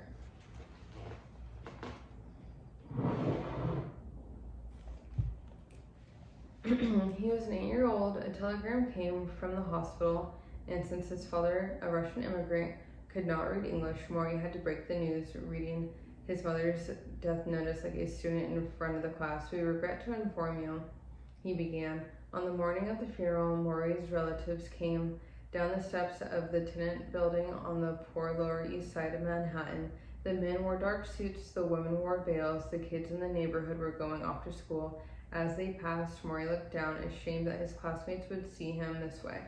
One of his aunts, a heavy-set woman, grabbed Morrie and began to wail. What will you do without your mother? What will become of you? Morrie burst into tears. His classmates ran away. At the cemetery, Morrie watched as they shoveled dirt onto his mother's grave. He tried to recall the tender moments they had shared when she was alive, and she had operated a candy store until she got sick, after which she mostly slept or sat by the window looking frail and weak. Sometimes she would yell out for her son to get her some medicine, and young Morrie played stickball in the street, would pretend he did not hear her. In his mind, he believed he could make the illness go away if he ignored it. How else can a child confront death? Morrie's father, whom called Charlie, had come to America to escape Russian army. He worked in the fur business, but was constantly out of a job. Uneducated and barely able to speak English, he was terribly poor, and the family was on a public assistance much of the time. Their apartment was a dark, cramped, depressing place behind the candy store. They had no luxuries, no car. Sometimes, to make money, Morrie and his younger brother David would wash porch steps together for a nickel. After their mother's death, the two boys were sent off to a small hotel in Connecticut woods where several families shared a large cabin and a communal kitchen. The fresh air might be good for the children, and the relatives thought. Morrie and David had never seen so much greenery, and they ran and played in the fields. One night after dinner, they went for a walk and it began to rain. Rather than come inside, they splashed around for hours. The next morning, they awoke, and Morrie hopped out of bed. "Come on," he said to his brother. "Get up." "I can't. What do you mean?" David's face was panicked. I can't move." He had polio. Of course, the rain did not cause this, but as a child, Morrie's age could not understand that. For a long time, as his brother was taken back and forth to a special medical home, he was forced to wear braces on his legs, which left him limping. Morrie felt responsible. So, in the morning, he went to the synagogue by himself because his father was not a religious man, and he stood among the swaying men in their long black coats, and he asked God to take care of his dead mother and his sick brother. And in the afternoon, he stood at the bottom of the subway steps and hawked magazines, turning whatever money he made over to his family to buy food. In the evening, he watched as his father ate in silence, hoping but never getting a show of affection, communication, warmth. At 9 years old, he felt as if the weight of a mountain are on his shoulders. But a saving embrace came into Morrie's life the following year. His new stepmother, Ava. She was a short Romanian immigrant with plain features, curly brown hair, and the energy of two women. She had a glow that warmed the otherwise murky atmosphere his father created. She talked when her new husband was silent. She sang songs to the children at night, took Morrie comfort into her soothing voice, her school lessons, her strong character. When her brother returned from the medical home, still wearing his leg braces from polio, the two of them shared a rollaway bed in the kitchen of their apartment. And Ava would kiss them goodnight. Morrie waited on those kisses like a puppy waits on milk. He felt deep down that he had a mother again. There was no escaping their poverty, however. They lived now in the Bronx in a one-bedroom apartment in a red brick building on Tremont Avenue next to an Italian beer garden where the old men played bocce on summer evenings. Because of the Depression, Morrie's father found even less work in the fur business. Sometimes when the family sat at the dinner table, all Ava could put out was bread. "What else is there?" David would ask. "Nothing else," she would answer. Then she tucked Morrie and David into bed. She would sing to them in Yiddish. Even the songs were sad and poor, and there was one about a girl trying to sell her cigarettes. "Please buy my cigarettes. They are dry, not wet by rain. Take pity on me, take pity on me." So despite their circumstances, Morrie was taught to love and to care, to learn. Ava would accept nothing less than excellent in school because she saw education as the only antidote to their poverty. She herself went to night school to improve her English. Morrie's love for education hatched in her arms. He studied at night by the lamp at the kitchen table, and in the morning he would go to synagogue to say Yitzker, the memorial prayer for the dead, for his mother, and he did this to keep her memory alive. Incredibly, Morrie had been told by his father never to talk about her. Charlie wanted young David to think Ava was his natural mother. It was a terrible burden to Morrie. For years, the only evidence Morrie had of his mother was the telegram announcing her death. He had hidden it away the day it arrived. He would keep it for the rest of his life. When Morrie was a teenager, his father took him to the fur factory where he worked. This was during the Depression. The idea was to get Morrie a job. He entered the factory and immediately felt as if the walls had closed in around him. The room was dark and hot, and the windows were covered with filth, and the machines were packed tightly together, churning like train wheels. The fur hairs were flying, creating a thick air, and the workers sewing pelts together, were bent over their needles, and as the boss marched up and down the rows, screaming for them to go faster, Morrie could barely breathe. He stood next to his father, frozen with fear, hoping the boss wouldn't scream at him too. During the lunch break, his father took Morrie to the boss and pushed him in front of him, asking if there was any work for his son. But there was barely enough work for the adult laborers, and no one was giving it up. This, for Morrie, was a blessing. He hated the place. He made another vow that he kept to the end of his life. He would never do any work that exploited someone else, and he would never allow himself to make money off the sweat of others. What will you do? Ava would ask him. I don't know, he said. He ruled out law because he didn't like lawyers, and he ruled out medicine because he couldn't take the sight of blood. What will you do? It was only through default that the best professor I ever had became a teacher. A teacher affects eternity. He can never tell where his influence stops. The fourth Tuesday, we talk about death. Let's begin with this idea, Morrie said. Everyone knows they're going to die, but nobody believes it. He was in a busy-look mood this Tuesday. The subject was death, the first item on the list before I arrived. Morrie had scribbled a few notes on a small white piece of paper so that he wouldn't forget. His shaky handwriting was now indescribable to everyone but him. It was also almost Labor Day, and through the office window I can see the spinach-colored hedge of the backyard and hear yells of children playing down the street. Their last week of freedom before school began. Back in Detroit, the newspaper strikers were gearing up for a huge holiday demonstration to show the solidarity of the unions against management. On the plane ride in, I had read about a woman who had shot her husband and 2 daughters as they lay sleeping, claiming she was protecting them from the bad people. In California, the lawyers in the O.J. Simpson trial were becoming huge celebrities. Here in Morrie's office, life went on one precious day at a time. Now we sat together a few feet from the newest addition to the house, an oxygen machine. It was small and portable, about knee height. On some nights when he couldn't get enough air to swallow, Morrie attached the long plastic tubing to his nose and clamped on his nostrils like a leech. I hated the idea of Morrie connected to a machine of any kind. I tried not to look at it as Morrie spoke. Everyone knows they're going to die, he said, but nobody believes it. If we did, we would do things different. So, kid ourselves about death, I said. Yes, but there's a better approach. To know you're going to die and to be prepared for it at any time, that's better. That way you can actually be more involved in your life while you're living. How can you ever prepare to die? Do what Buddhists do every day. Have a little bird on your shoulder that asks, is today the day? Am I ready? Am I doing all I need to do? Am I being the person I want to be? He turned his head to his shoulder as if the bird were there now. Is today the day I die, he said.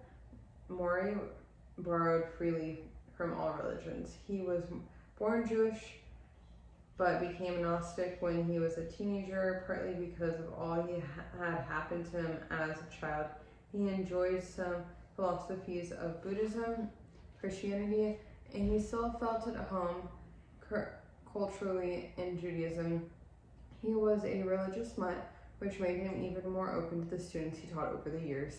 And the things he was saying in the final months on earth, he seemed to transcend in all religions' differences. Death had a way of doing that. The truth is, Mitch, he said, once you learn how to die, you learn how to live. I nod. I'm going to say that again. He said, once you learn how to die, you learn how to live. He smiled, and I realized what he was doing. He was making sure I absorbed this point without embarrassing me by asking. It was part of what made him a good teacher. Did you think much about death before you got sick, I asked. No, Morrie smiled. I was like everyone else. I once told a friend of mine, I'm a moment of exuberance, and I'm going to be the healthiest man you've ever met. How old were you? In my 60s. You were so optimistic. Why not? Like I said, no one really believes you're going to die. but everyone knows someone who has. I said, why is it so hard to think about dying? Because, Morrie continued, most of us walk around as if we're sleepwalking. We don't really experience the world fully, because we're half asleep doing things automatically think we have to do. And facing death changes all that? Oh yes. You strip away all this stuff, you focus on the essentials. When you realize you're going to die, you see everything much different. He sighed. Learn how to die and you learn how to live. I noticed that he quivered now when he moves his hands, and his glasses hung around his neck, and when he lifted them to his eyes, they slid around his temples as if they were trying to be put on someone else in the dark. I reached up to help him guide them on his ears. Thank you, Morrie whispered. He smiled, my hand brushed up against his head. The slightest human contact was immediate joy. Mitch, can I tell you something? Of course, I said. You might not like it. Why not? Well, the truth is, if you really listen to that bird on your shoulder, if you accept that you can die at any time, then you might not be as ambitious as you are. I forced a small grin. The things you spend so much time on, all this work you do, might not seem as important. You might think you have made too much room for some spiritual things. You might have to make some room for some spiritual things. Spiritual things? You hate that word, don't you? Spiritual. You think it's touchy-feely stuff. Well, I said. He tried to wink, a bad try, and I broke down and laughed. Mitch, he said, laughing along. Even I don't know what spiritual development really means, but I do know we are deficient in some way. We are too involved in materialistic things that don't satisfy us. The loving relationship we have, the universe around us, we take these things for granted. He nodded towards the window with the sunshine streaming in. You see that? You can go there outside anytime. You can run up and down the block and go crazy. I can't do that. I can't go out. I can't run. I can't be out there without fear of getting sick. But you know what? I appreciate the windows more than you do. Appreciate it? Yes. I look out the window every day. I notice the change in the trees, how strong the wind is blowing. It's as if I can see time actually passing through the window pane, because I know my time is almost done. I'm drawn to nature like I'm seeing it for the first time. He stopped for a moment, and we both just looked out the window. I tried to see what he saw. I tried to see the time, the season, my life passing in slow motion. Morrie dropped his head slightly and curled it towards his shoulder. Is today the day, little bird? He asked. Is it today? Letters from around the world kept coming to Morrie.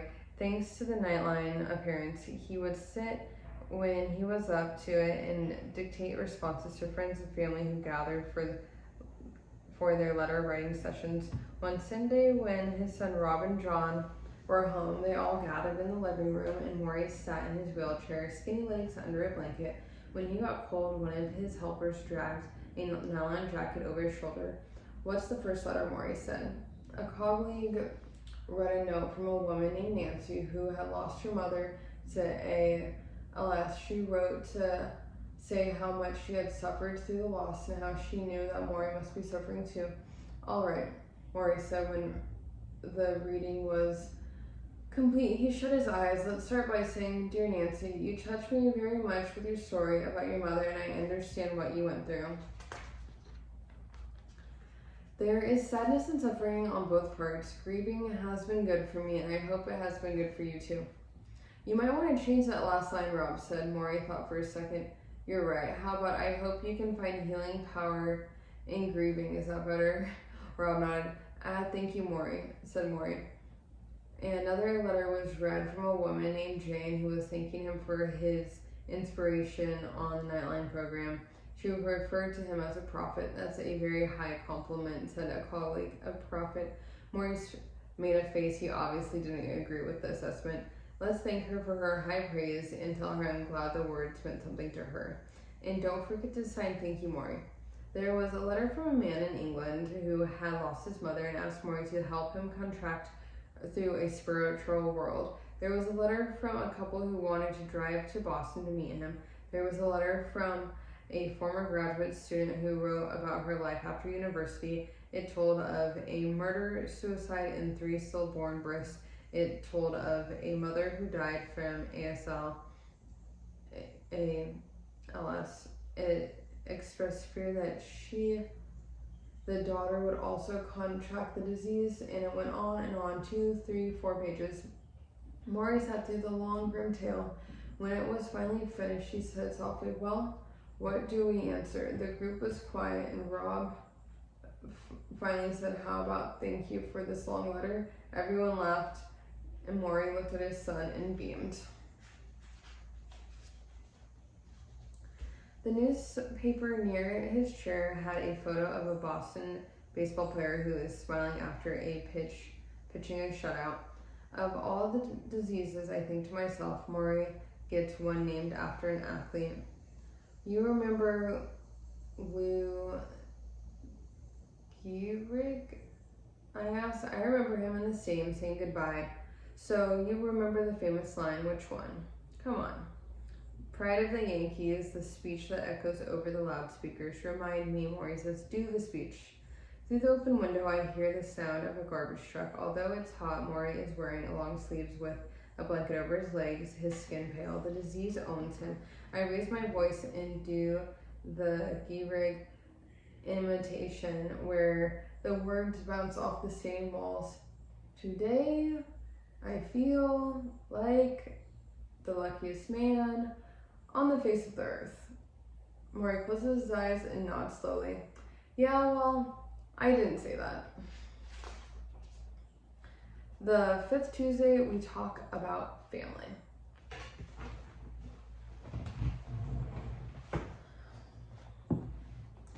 It was the first week in September, back to school week after 35 consecutive autumns. My old professor did not have a class waiting for him on the college campus. Boston was teeming with students, double parked on the streets, unloading trucks, and here was Morrie in his study. It seemed wrong, like those football players who finally retire and have to face that first Sunday at home watching the TV, thinking, "I could still do that." I have learned from dealing with those players that it's best to leave them alone on their old season come around. Don't say anything, but then I didn't need to remind Morrie of his dwindling time. For our taped conversations, we had switched from handheld microphones because it was too difficult now for Morrie to hold anything that long, to the lavalier kind popular with the TV news people. You can clip these onto the collar or label.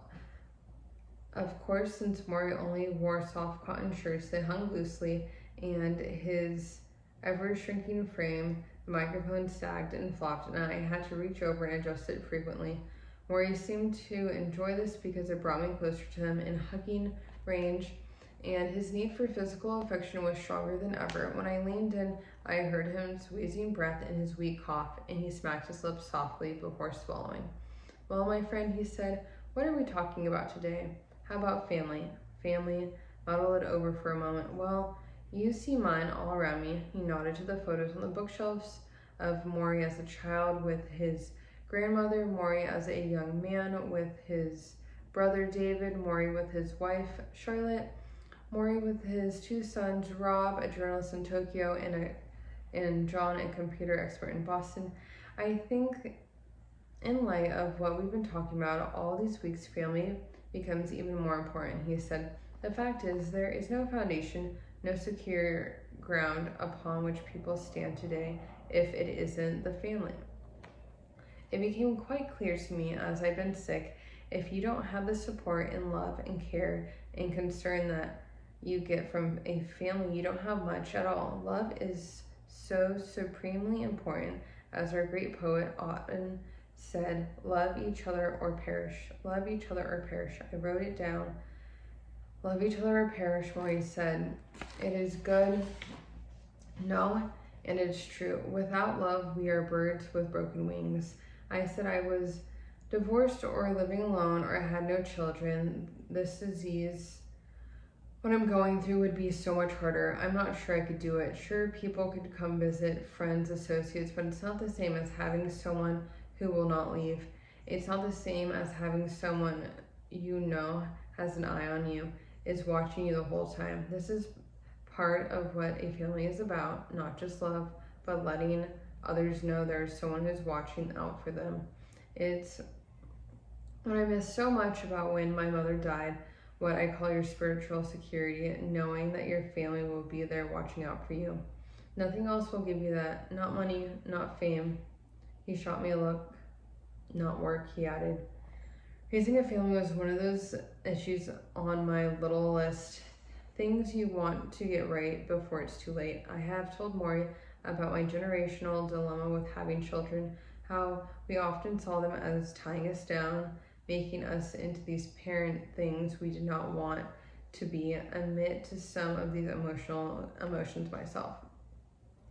Yet when I look at Morrie, I wonder if I were in his shoes about to die, if I had no family, no children, would the emptiness be unbearable? He had raised his two sons to be loving and caring, and like Morrie, they were not shy with their affection. He had so desired they would have stopped what they were doing to be with their father every minute of his final months. But that was not what he wanted. Do not stop your lives, he told them, otherwise this disease will have ruined 3 of us instead of 1. In this way, when he was dying, he showed respect for his children's worlds. Little wonder that when they sat with him, there was a waterfall of affection, lots of kisses and jokes, and crouching by the side of the bed holding hands.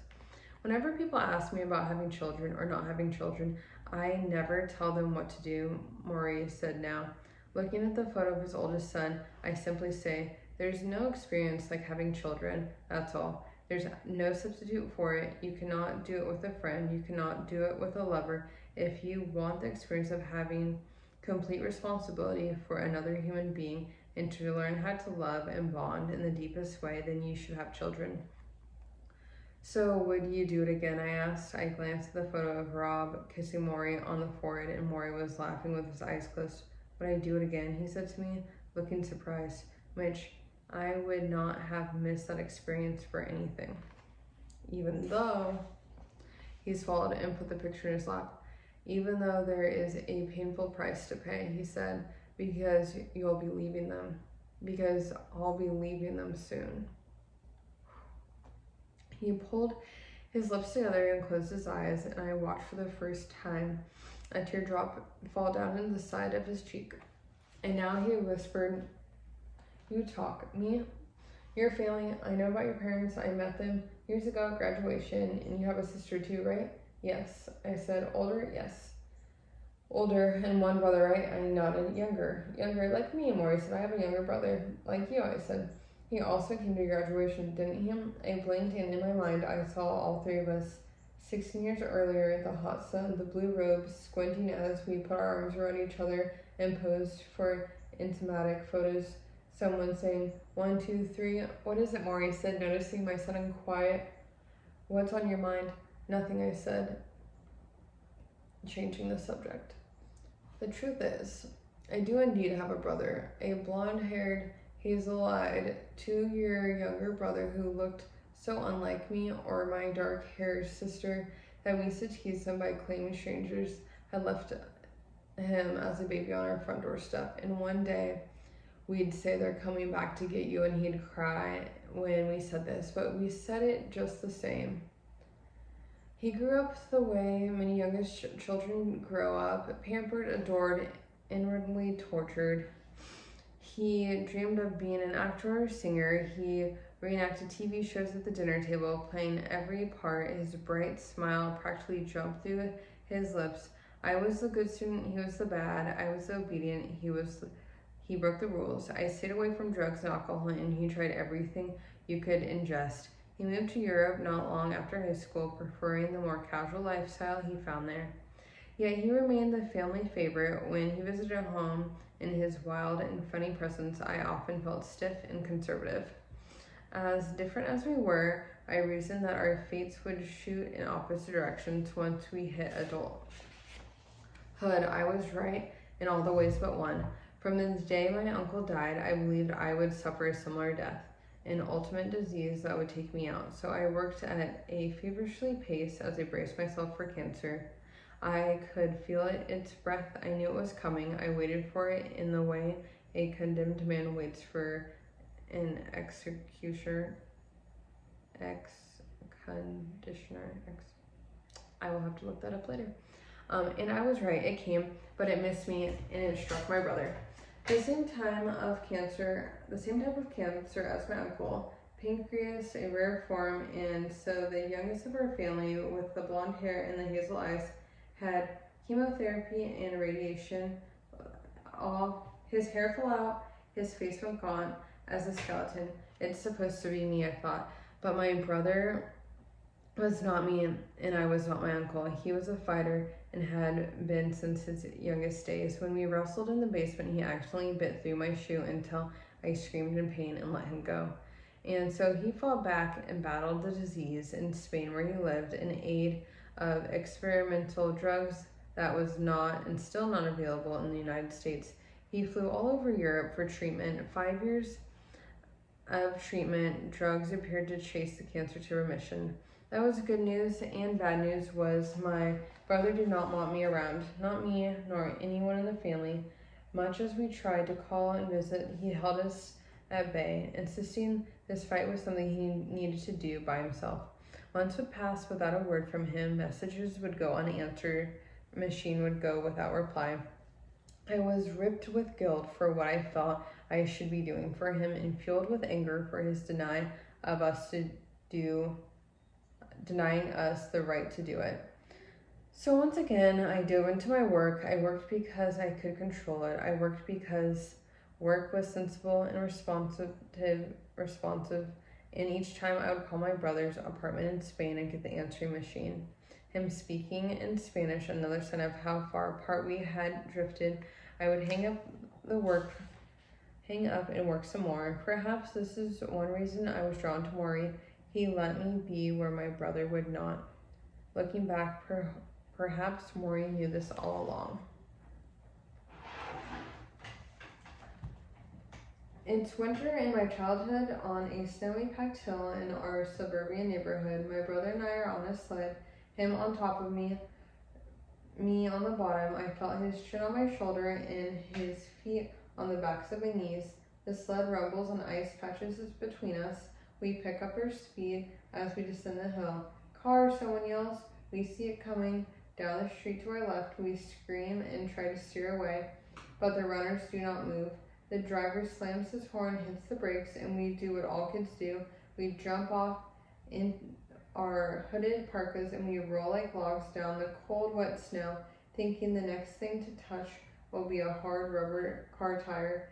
We're yelling, ah! And we are tingling with fear and turning over in the world upside down, right side up, upside down, and then nothing. We stop rolling, catch our breaths, and wipe the dripping snow off of our faces. The driver turns down the street, wagging his finger. We are safe. Our sled has thudded quietly into a snowbank, and our friends are clapping now, saying, cool, and you could have died. The grin at my mother, and we are untitled by childish pride. That wasn't so hard, we think, and we are ready to take on death again. The 6th Tuesday, we talk about emotions.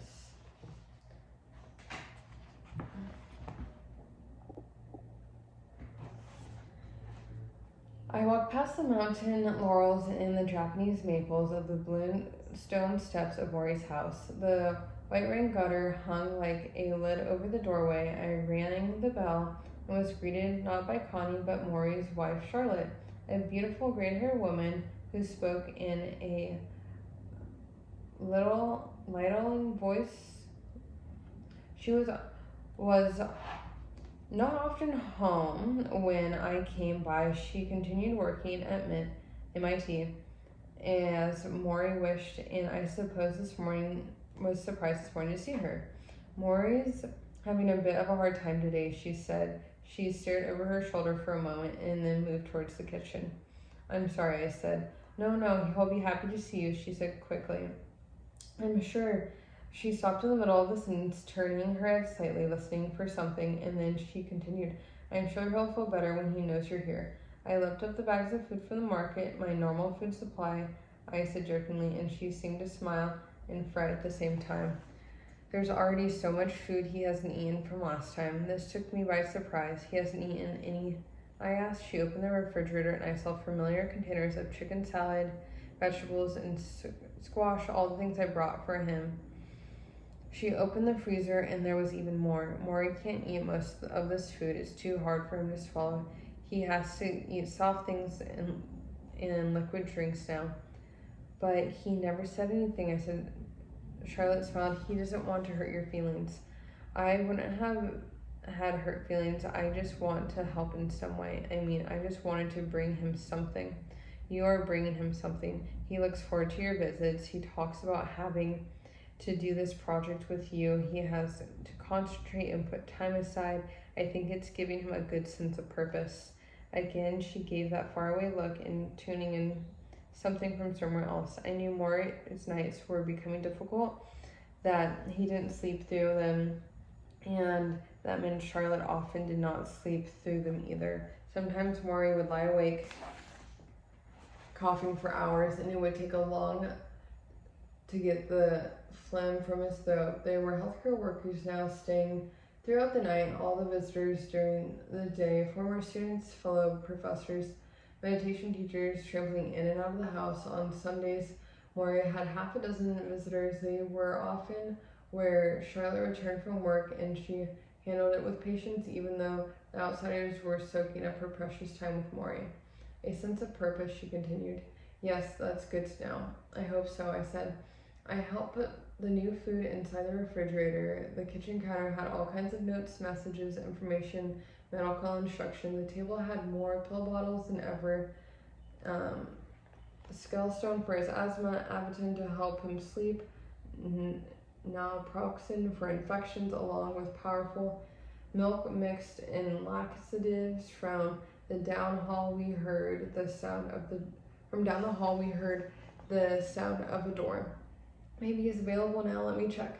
Charlotte glanced again at the food, and I felt suddenly ashamed. All these reminders of things Morrie would never enjoy. The small honors of his illness were growing, and when I finally sat down with Morrie, he was coughing more than usual, a dry, dusty cough that shook his chest and made his head jerk forward. After one violent surge, he stopped and closed his eyes and took a breath.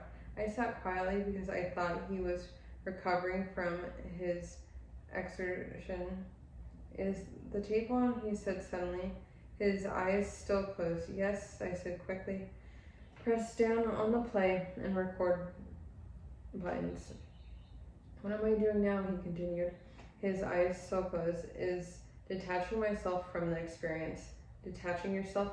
Yes, detaching myself, and this is important, not just for someone like me who's dying, but for someone like you who's perfectly healthy. Learn to detach. He opened his eyes, exhaled. You know what Buddhists say, don't cling to things because everything is impermanent. But wait, I said, aren't you always talking about experiencing life? All of the good emotions and the bad ones? Yes. Well, how can you do that if you're detached? You're thinking. Mitch, but detachment doesn't mean you don't let the experience penetrate you. On the contrary, you let it penetrate you fully. That's how you are able to leave it. I'm lost.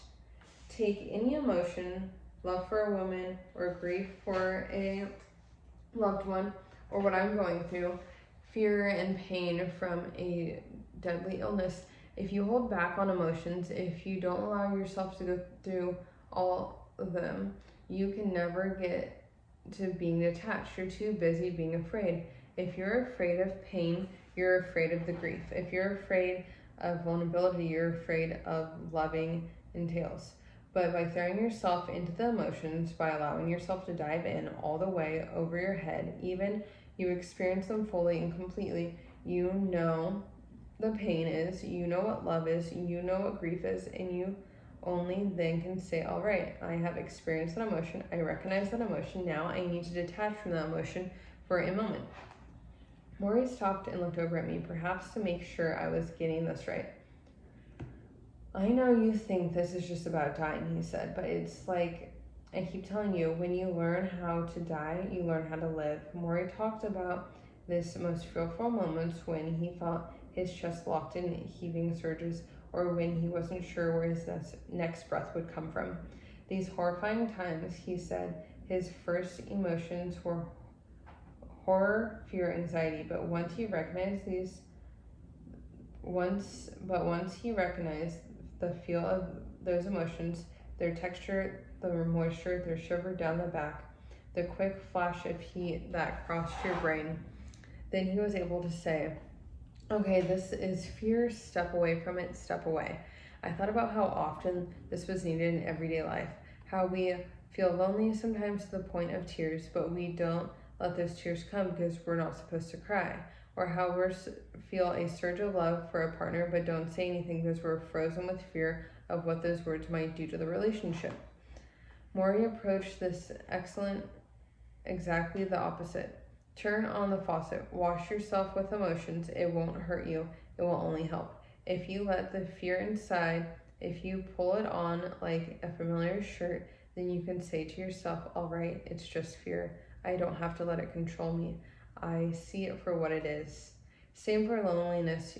You let go, let the tears flow, feel it completely, but then eventually be able to say, all right, that was my moment with loneliness. I'm not afraid of feeling lonely, but now I'm going to put that loneliness aside and know that there are other emotions in the world and I'm going to experience them as well. Detach, Morrie said again. He closed his eyes, coughed, and then coughed again more loudly. Suddenly he was half choking, the congestion in his lungs seemingly teasing him, jumping halfway through, then dropping back down, stealing his breath. He was gagging and then hacking violently. He shook his hand in front of him with his eyes closed, shaking his hand. He appeared almost possessed. I felt my forehead break into a sweat. I intensely pulled him forward and slapped the back of his shoulders, and he pushed a tissue to his mouth and spit out a wag of phlegm. The coughing stopped and Morrie dropped back into the foam pillows and sucked in air. You okay? You all right? I said, trying to hide my fear. I'm okay, Morrie whispered, shaking a shaky finger. Just wait a minute. We sat there quietly until his breathing returned to normal. I felt the perspiration on my scalp. He asked me to close the window. The breeze was making him cold. I didn't mention that it was 80 degrees outside. Finally, in a whisper, he said, I know how I want to die. I waited in silence. I want to die sincerely, peacefully, not like just what happened. And this is where detachment comes in. If I die in the middle of a coughing spell like I just had, I need to be able to detach from the honor. I need to say, this is my moment. I don't want to leave the world in a state of fright. I want to know what's happening, accept it, get to a peaceful place and let go. Do you understand? I nodded. Don't let go yet, I added quickly. Morrie forced a smile. No, not yet. We still have work to do. Do you believe in reincarnation, I asked. Perhaps. What would you like to come back as? If I had my choice, a gazelle. A gazelle? Yes, so graceful, so fast. A gazelle. Morrie smiles at me. You think that's strange? I studied his shrunken frame, the loose clothes, and the socks-wrapped feet that rest stiffly on the foam roller cushions. Unable to move like a prisoner in leg irons, I pictured a gazelle racing across the desert. No, I say, I don't think that's strange at all.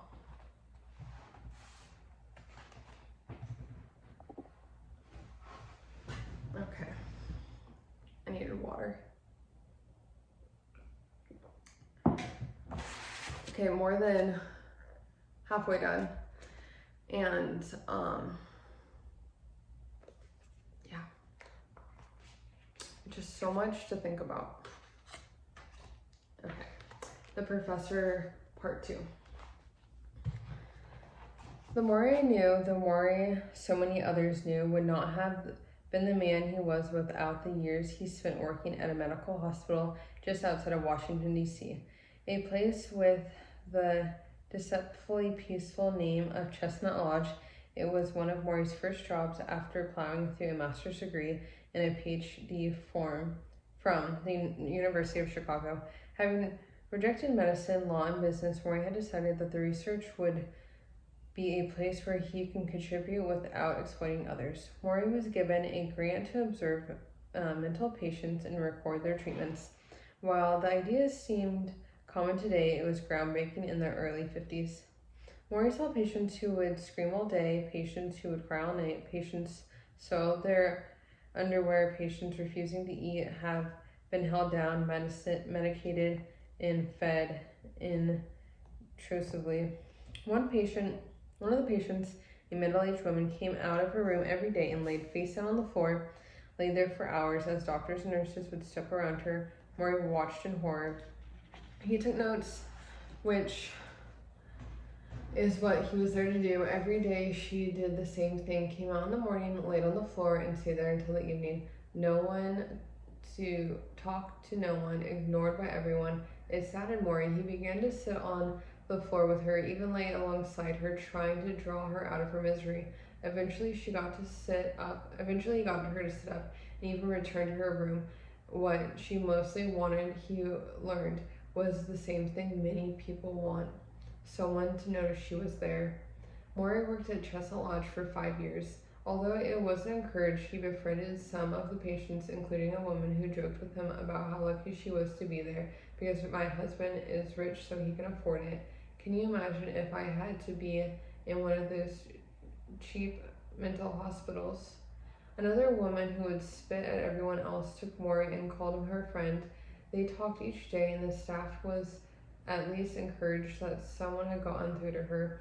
But one day she ran away, and Morrie was asked to help bring her back. They tracked her down in a nearby store, hidden in the back, and Morrie went in, and she burned an angry look at him. "So you're one of them too," she snarled.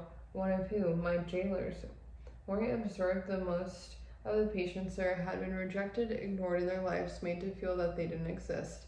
They also missed compassion, some things the staff ran out of quickly, and many of these patients were well off from rich families, so their wealth did not buy them happiness or contentment. It was a lesson he never forgot. I used to tease Morrie that he was stuck in the 60s. He would answer the 60s weren't so bad compared to the times we live in now. He came to Brandy's after work in the mental health field just before the 60s began. With a few years, the campus became a hotbed for the culture revolution, drugs, sex, race, Vietnam protest. Abby Hoffman attending Brady's. So did Jerry Rubin, Angela Davis. Morrie had many of the radical students in his classes. This was partly because instead of simply teaching the society faculty got involved in, it was fiercely anti-war. For example, when the professor learned that the student who did not maintain a certain grade point could lose their deferments and be drafted, they decided not to give any grades with the admissions. If you don't give the students grades, they will all fail. Morrie had a solution: let's give them all A's, and they did. And just as 60s opened up the campus, it also opened up a staff in Morrie's department. From the jeans and sandals they now wore, working to their view of the classroom as a living, a breathing place. They chose discussions over lectures, experience over theory. They sent students to a deep south for civil rights projects and to the inner city for field work. They went to Washington for protest marches, and Morrie often rode the buses with the students. On one trip, he watched with a gentle amusement of a woman in flowing skirts and love beads and put flowers in soldiers' guns, then sat on the lawn holding hands trying to navigate the Pentagon. They didn't move it. He later recalled, but it was a nice try. One time, in a group of black students took over Ford Hall on campus, draping it in a banner that read Malcolm X University. Ford Hall had chemistry labs, and some administration officials worried that these radicals were making bombs in the basement. Morrie knew better. He saw right to the core of the problem, which was human being wanting to feel like they mattered. The standoff lasted for weeks, and it might have gone on even longer if Morrie hadn't walked by the building when one of the protesters recognized him as a favorite teacher and yelled for him to come in through the window. An hour later, Morrie crawled out the window with a list of what the protesters wanted. He took the list to the university president, and the situation was diffused. Morrie always made good peace. At Brady's, he taught classes about physiology, mental illness, health groups. They were light on what you call now career skills, heavy on personal development. And because of this, business law students today might look at Morrie as foolish and naive about the country's buttons. How much money did these students go on to make? How many big-time cases did they win? Then again, how many businesses or law students ever visit their old professors once they leave? Morrie's students did that all the time. And in his final months, they came back to him, hundreds of them, from Boston, New York, California, London, Switzerland, from corporate offices and inner city school programs. They wrote, they drove hundreds of miles for a visit, a word, a smile. I've never had another teacher like you, they all said.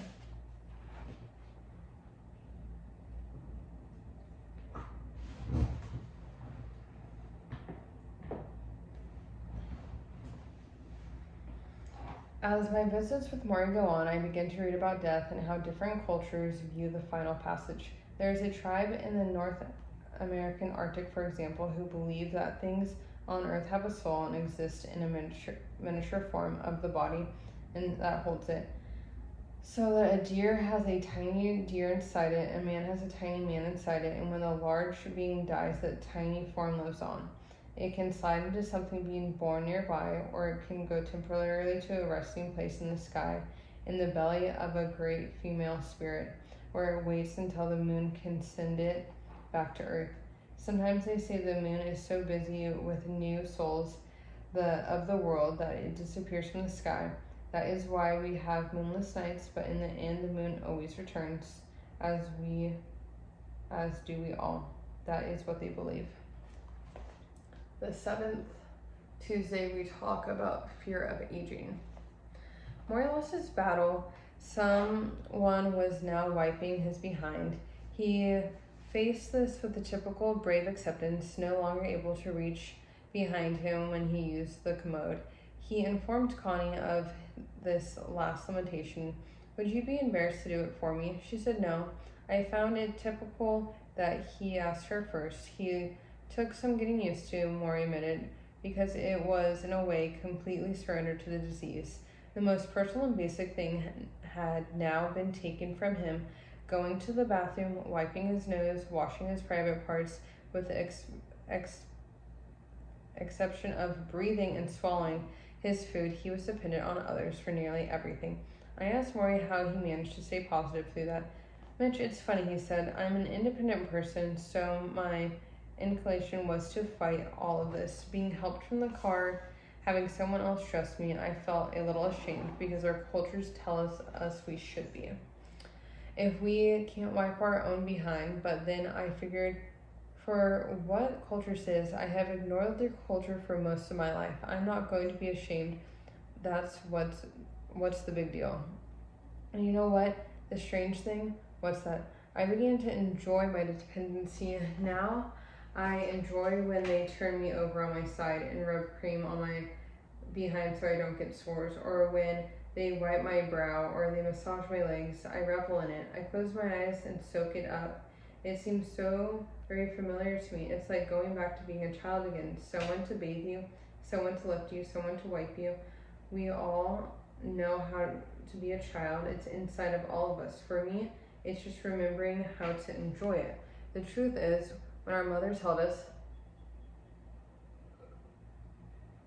rocked us, stroked our heads, none of us ever got enough of that. We all earned for it in some ways. To return to those days when we were completely taken care of, unconditionally loved, and unconditionally attended. Most of us didn't get enough. I know I didn't. I looked at Morrie and I suddenly knew why he so enjoyed my leaning over and adjusting his microphone, or fussing with the pillow, or wiping his eyes.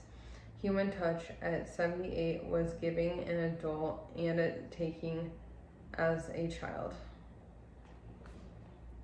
Later that day, we talked about aging, or maybe should I say the fear of aging, another issue on my what's buggy my generation list. On my ride from the Boston airport, I had counted billboards that featured young, beautiful people that were handsome young man in a cowboy hat smoking a cigarette, two beautiful young women smiling over a shampoo bottle, a sultry-looking teenager with her jeans unsnapped, a sexy woman in a black velvet dress next to a man in a tuxedo. The two of them snuggled a glass of scotch. Not once did I see anyone who could pass over 35. I told Morrie I was already feeling over the hill as much as I tried desperately to stay on top of it. I worked out constantly, watched what I ate, checked my hairline in the mirror. I had gone from being proud to say my age because of all I've done so young, not to bring it up for the fear I was getting close to 40, and therefore my professional oblivion. Morrie had aged in better perspective. All this emphasis on youth, I don't buy it. He said, listen, I know what a misery being young can be, so don't tell me why it's so great. All these kids who come to me with their struggles, their strife, their feelings of inaccuracy, their sense of life was miserable, so bad they wanted to kill themselves. And in addition to all the misery, the young are not wise. They have very little understanding about life. Who wants to live every day when you don't know what's going on? When people are manipulating you, telling you what to buy, this perfume will make you beautiful, or this pair of jeans, you'll be sexy, and you believe them. It's such nonsense. Weren't you ever afraid to grow old? I asked Mitch. I embrace aging. Embrace it. It's very simple. As you grow, you learn more. If you stayed at 22, you'd always be ignorant as you were at 22. Aging is not just decay, you grow, it's growth. It's more than the negative you're going to die. It's also the positive that you understand you're going to die and that you live a better life because of it. Yes, I said, but if aging were valuable, why do people always say, oh, if I were young again? You never hear people saying, I wish I were 65. He smiles. You know what that reflects? Unsatisfied lives, unfulfilled lives, lives that haven't found meaning, because if you found meaning in life, you don't want to go back. You want to go forward. You want to see more, do more. You can't wait until 65. Listen, you should know something. All younger people should always know something. If you're always battling against getting older, you're always going to be unhappy. Because it will happen anyhow. Oh. And Mitch, he lowered his voice. The fact is you're going to die eventually. I nod. It won't matter what you tell yourself. I know. But hopefully, you said, not for a long, long time. He closed his eyes with a peaceful look and then asked me to adjust the pillow behind his head. His body needed constant adjustment to stay comfortable. It was propped in a chair with a white pillow, yellow foam, and blue towels. At a quick glance, it seemed as if Morrie were being packed for shipping. Thank you, he whispered. As I moved the pillows, no problem, I said. Mitch, what are you thinking? I paused before answering. Okay, I said, wondering, how do you not envy younger, healthier people? Oh, I guess I do. He closed his eyes. I envy them being able to go to the health club or go for a swim or dance, or mostly for dancing. But envy comes to me and I feel it and then I let it go. Remember what I said about detachment? Let it go. Tell yourself that's envy. I'm going to separate it from now and walk away. He coughed a long, straggly cough and he pushed a tissue to his mouth and spit weakly into it. Sitting there, I felt so much stronger than he, ridiculous, so as if I can lift him and toss him over my shoulder like a sack of flour. I was embarrassed by this superiority because I did not feel superior to him in any other way. How do you keep from being? What? Me? He smiled. Mitch, is it possible for the old not to envy the young? But the issue is to accept who you are and revel in that. This is your time to be in your 30s. I had my time to be in my 30s, and now it's time to be in my 78. You have to find what's good and true and beautiful in your life as it is now. Looking back makes you competitive, and age is not a competitive issue.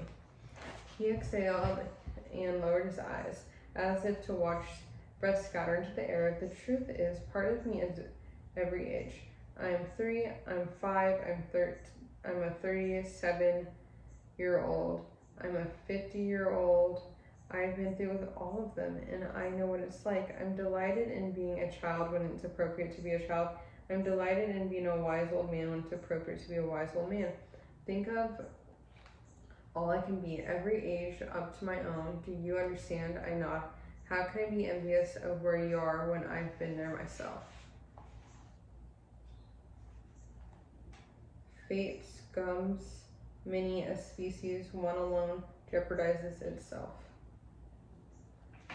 The 8th Tuesday, we talk about money. I held up the newspaper so that Morrie can see it. I don't want my tombstone to read, I never owned a network. Morrie laughed and shook his head. The morning sun was coming through the window behind him, falling on the pink flowers of the hibiscus plant that sat on the sill. The quote from Ted Turner, the billionaire media mogul, founder of CNN, who had been limiting his inability to snatch up the CBS network in a corporate meta deal.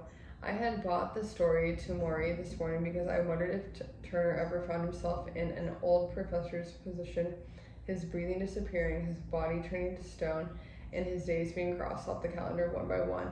Would he really be crying over owning a network? It's all part of the same problem, Mitch, Morrie said. We put our values in the wrong things, and it leads to a very disillusioned lives. We think we should talk about that. Morrie was focused, and there were good days and bad days now. He was having a good day. The night before, he had been entertained by a local a cappella group that had come to the house to perform. He relayed the story excitedly, as if the ink spots themselves had dropped by for a visit. Morrie's love for music was strong even before he got sick, but now it was so intense it moved him to tears. He would listen to opera sometimes at night and close his eyes and ride along the magnificent voices as they dipped and soared. You should have heard this group last night, Mitch. It was such a sound.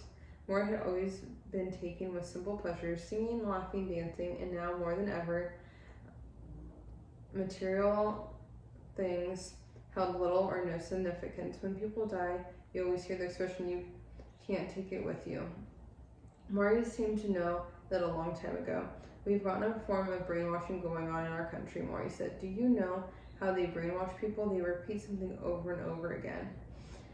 And what we do in this country, owning things is good, more money is good, more property is good, more commercialism is good, more is good, more is good. We repeat it and have it repeated to us over and over until no one bothers to think otherwise. The average person is so fogged up by this that he has no perspective on what's really important anymore.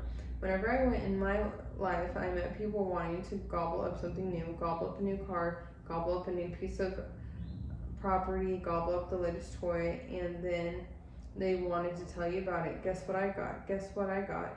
You know how I always interpret that? These people were so hungry for love, they were accepting substitutes.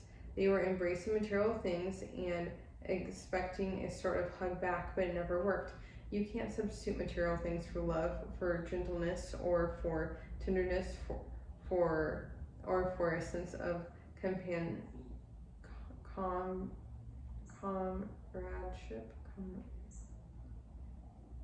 Money is not a substitute for tenderness, and power is not a substitute for tenderness. I can tell you, as I sit here dying, when you most need it, neither money nor power will give you the feeling you're looking for, no matter how much time of them you have.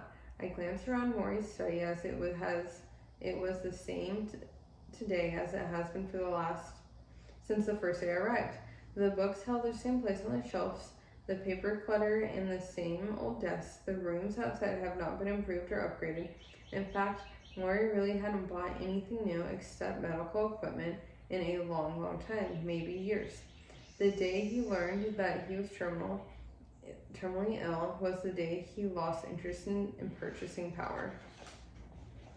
So the TV was the same old model, the car that Charlotte drove was the same old model, the dishes and the silverware and the towels all the same. Yet the house had changed so drastically. It had filled with love and teachings and communication. It had filled with friendship, family, honesty, and tears. It had filled with colleagues, students, meditation teachers, and therapists and nurses on a cappella group. It had become, in a very real way, a wealthy home, even though Morrie's bank account was rapidly declining. There's a big confusion in this country over what we want versus what we need.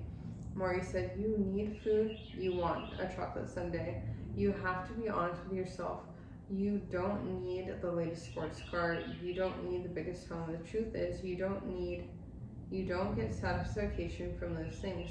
You know what really gives you satisfaction? What? Offering others what you have to give. You sound like a Boy Scout. I don't mean money, Mitch. I mean your time, your concern, your storytelling. It's not hard. There's a senior center that opened near here. Dozens of elderly people come there every day. If you're a young man or a woman, you have a skill, you are asked to come and teach it. Say you know computers, you come there and you teach them computers. You are very welcome there and they are very grateful. This is how you start to get respect, by offering something that you have. There are plenty of places to do this. You don't need to have a big talent. There are lonely people in hospitals, shelters who only want some companionship. You play cards with a lonely older man and you find a new respect for yourself because you are needed. Remember what I said about finding a meaningful life? I wrote it down and now I can recite it. Devote yourself to loving others.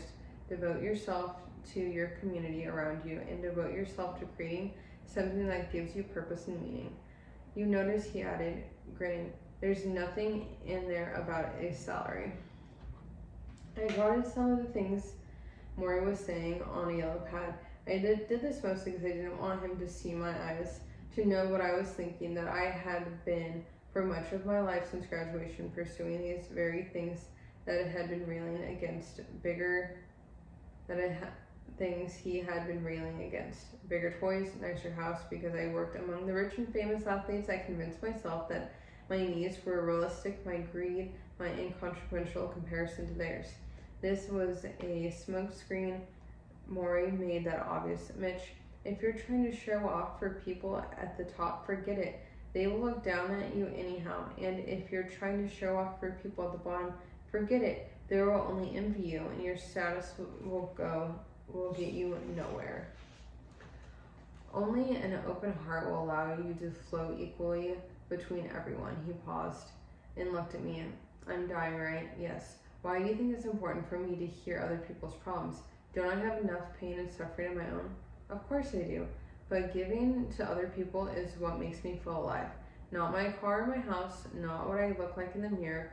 When I give my time, when I can make someone smile after they're feeling sad, it's as close to healthy as I ever feel. Do the kinds of things that come from the heart. When you do, you won't be dissatisfied. You won't be envious. You won't be longing for someone else's things. On the contrary, you will be overwhelmed with what comes back. He coughed and reached for the small bell that lay on the chair. As he poked it a few times, I finally picked it up and put it in his hand. Thank you, he whispered. He shook it weakly, trying to get Connie's attention. This Ted Turner guy, Morrie said he couldn't think of anything else for his tombstone. Each night when I go to sleep, I die. The next morning, when I wake up, I'm reborn. Gandhi. The ninth Tuesday, we talk about Love Goes On. The leaves began to change color during the ride through West Newton into the portrait of gold and rust.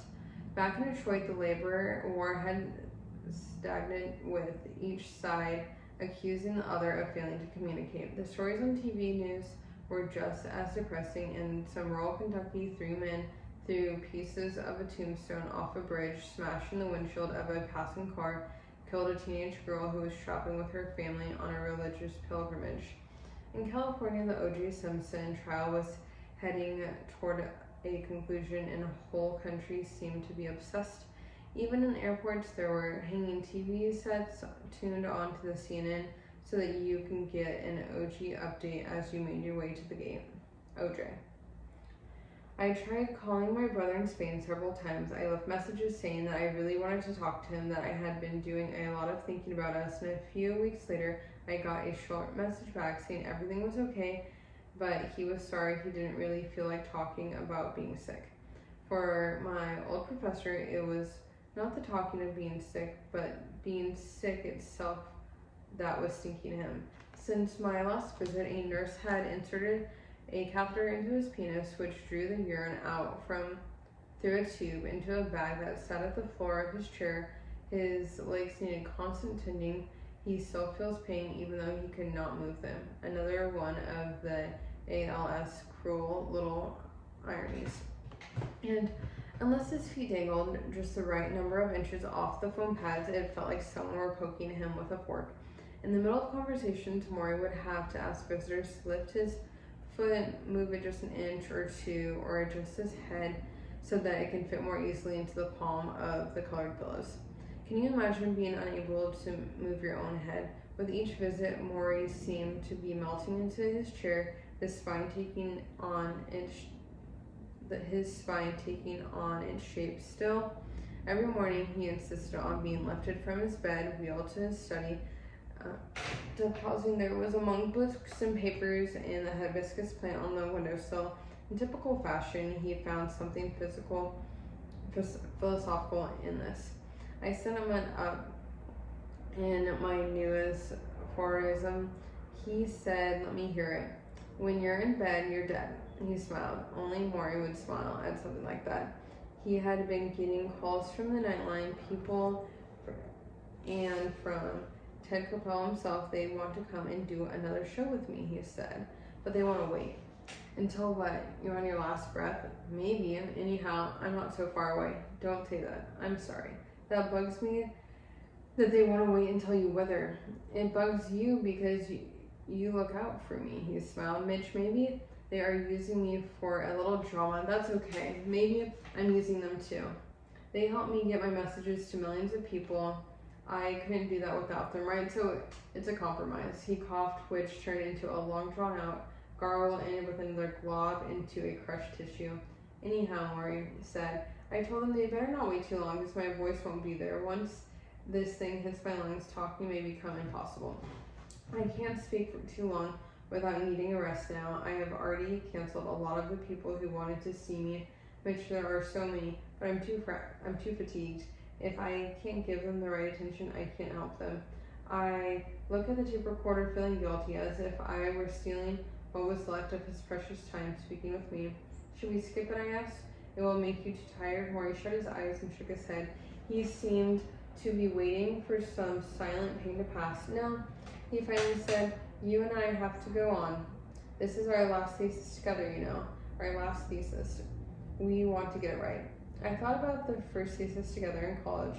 It was Morrie's idea, of course. He had told me it was good enough to write an honors project, something I had never considered. Now we're here doing the same thing once more, starting with an idea. Dying man talks to a living man, tells him what he should know. This time, it was less of a hurry to finish. Someone asked me an interesting question yesterday, Morrie said now. Look over your shoulder at the wall hanging behind me, a quilt of hopeful messages that friends had stitched for him on his 70th birthday. Each pass on the quilt, 78th birthday. Each pass on the quilt had a different message. Stay the course, the best is yet to come, Morrie. Always number one in the mental health. What was the question I asked? If I worried about being forgotten after I died. Well, do you?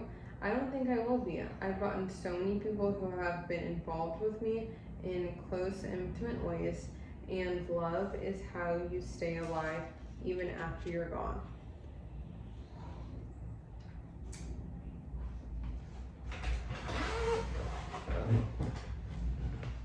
It sounds like a long lyric. Love is how you stay alive. Morrie chuckles, maybe, but Mitch, this is all talk. What are we doing? Do you ever hear my voice sometimes when you're back home? When you're all alone? Maybe on the plane? Maybe in your car? Yes, I admit. When will you not forget me after I'm gone? Think of my voice and I'll be there. Think of your voice, and if you want to cry a little, it's okay. Morrie, he said. Morrie, he had wanted to make me cry since I was a freshman. One of these days I'm gonna get you. He said, yeah, I would answer. I decided that I wanted my tombstone, he said. I don't want to hear about your tombstone. Why? They make you nervous? I shrugged. We can forget it. No, go ahead. What did you say? Morrie popped his lips, and I was thinking of this. A teacher to the last. He waited, I absorbed it. A teacher to the last. Good? Yeah. Yes, I said. Very good. I came to love the way Morrie lit up when I entered the room. He did this for many people I know, but it was special talent to make each visitor feel that same smile was unique. Ah, it's my buddy, he would say when he saw me in that foggy, high-pitched voice. It didn't stop with greed, and when Morrie was with you, he was really with you. He looked you straight in the eye, and he would listen as if you're the only person in the room. How much better would people get along if their first encounter each day were like this, instead of grumble from a waitress or a bus driver or a boss? I believe in being fully present, Morrie said. That means you should be with the person you're with. When I'm talking with you, Mitch, I try to focus only on what's going on between us. I'm not thinking about something we said last week. I'm not thinking of what's coming up this Friday. I'm not thinking about doing another couple show or Capel show or what medications I'm taking. I'm talking to you. I'm thinking about you. I remember how he used to teach us this idea back in group progress class, and I had scoffed back then and think it was hard lesson for the plan for a university course, learning how to pay attention, how important that can be. I know it's more important than almost everything they taught us in college. Morrie motioned for my hand, so I gave it to him. I felt a surge of guilt. Here was a man who, if he wanted, he could spend every waking moment in self-pity, feel for his body decay, count his breaths. So many people with far smaller problems are so self-absorbed, their eyes glazed over. If you speak for more than 30 seconds, they already have something else in mind. A friend to call, a fax to send, a lover they're daydreaming about. They only snap back to full attention when you finish talking, and at what point they say, oh, or yeah, really, and fake their way back to the moment. Part of the problem, Mitch, is everyone is in such a hurry, Morrie said. People haven't found the meaning of their lives, and they're running all the time looking for it.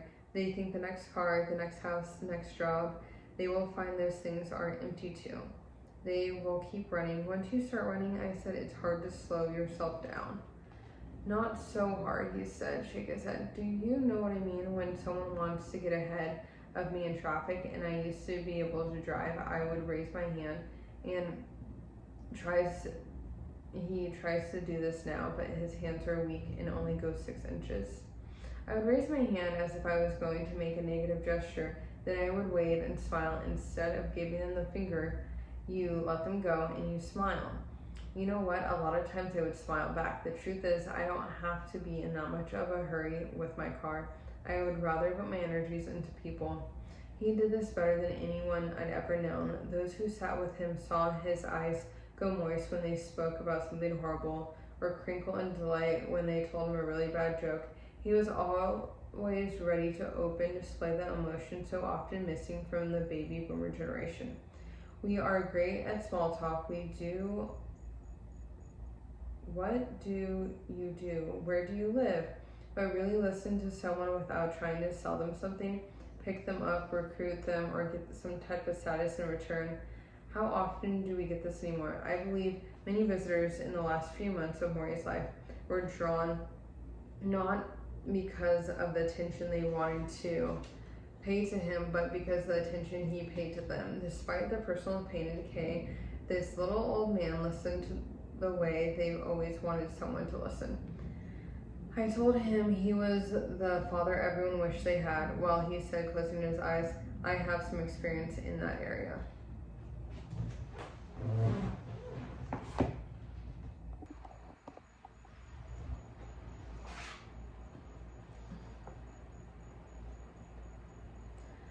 Okay. The last time Morrie saw his own father was in a city morgue. Charles Sports was a quiet man who liked to read his newspaper alone under a street lamp on Tremont Avenue in the Bronx. Every night when Morrie was little, Charlie would go for a walk after dinner. He was a small Russian man with a ruddy complex and a full head of grayish hair. Morrie and his brother David would look out the window and see him leaning against the lamppost, and Morrie wished he could come inside and talk to them, but he rarely did, nor did he tuck them in nor kiss them goodnight. Morrie always swore he would do these things for his own children if he ever had any, and years later, when he did them.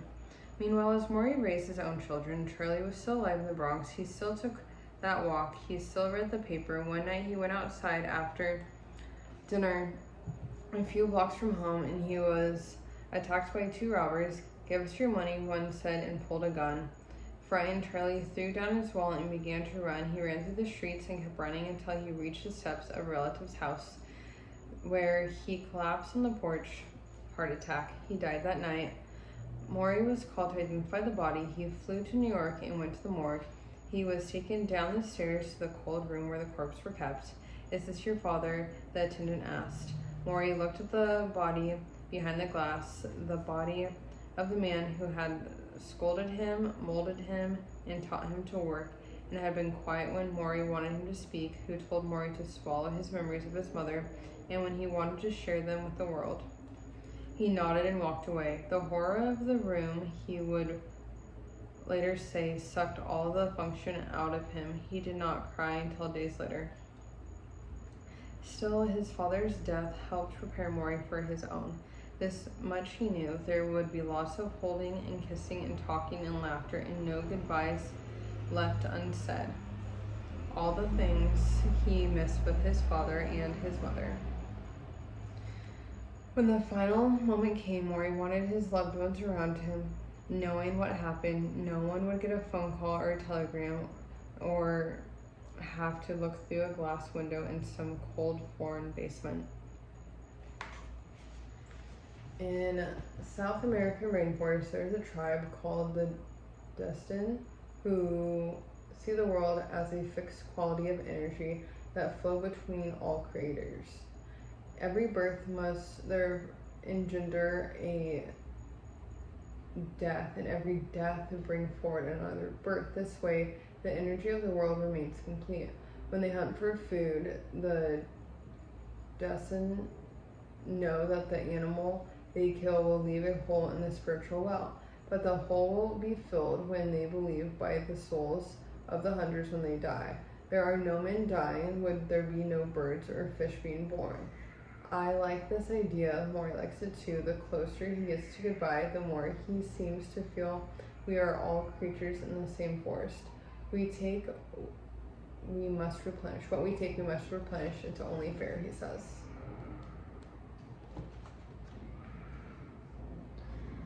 The 10th Tuesday, we talk about marriage. I brought a visitor to meet Morrie, my wife. He had been asking me since the first day I came, when do I get to meet Janie? When are you bringing her? I've always had an excuse until a few days earlier when I called his house to see how he was doing. It took a while for Morrie to get to the receiver, and when he did, I could hear the fumbling as someone held it to his ear. He could no longer lift a phone by himself. Hi, he gasped.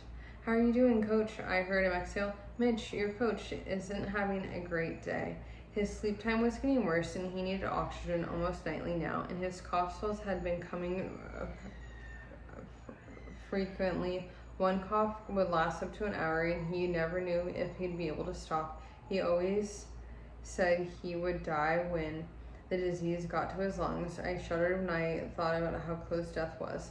I'll see you Tuesday, I said. You'll have a better day then. Mitch, yeah. Is your wife there with you? She was sitting next to me. I put her on the phone. I want to hear her voice. Now, I'm married to a woman blessed with far more intuitive kindness than I am. Although she never met Morrie, she took the phone. I would have shaken my head and whispered, I'm not here, I'm not here. And in a minute, she was connecting with my old professor as if they'd known each other since college. I sensed this even though I heard on my end was, Mitch told me, oh, thank you. She hung up and said, I'm coming next trip. And that was that.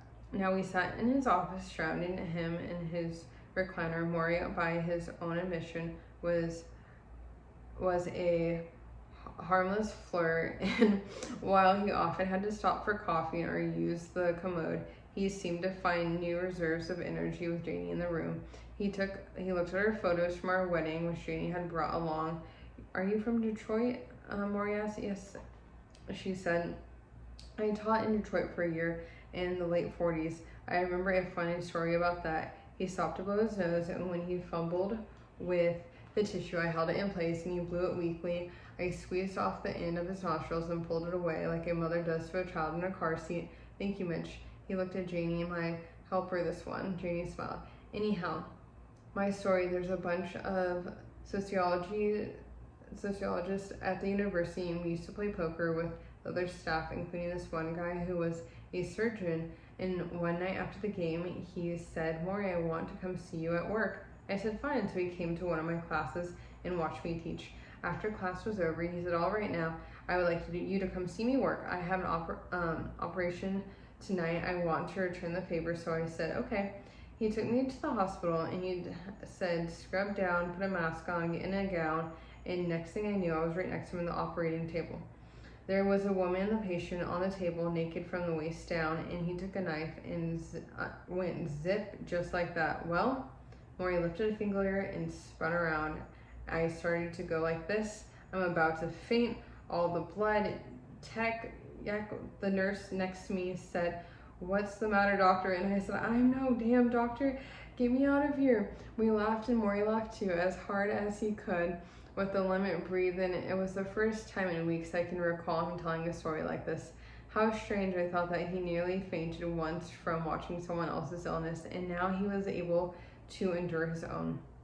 Connie knocked on the door and said Morrie, his lunch was ready. It was not the carrot soup and vegetable cakes and Greek pasta I'd brought that morning from Bread and Circus. Though I tried to buy the softest of foods now, they still beyond Morrie's limit.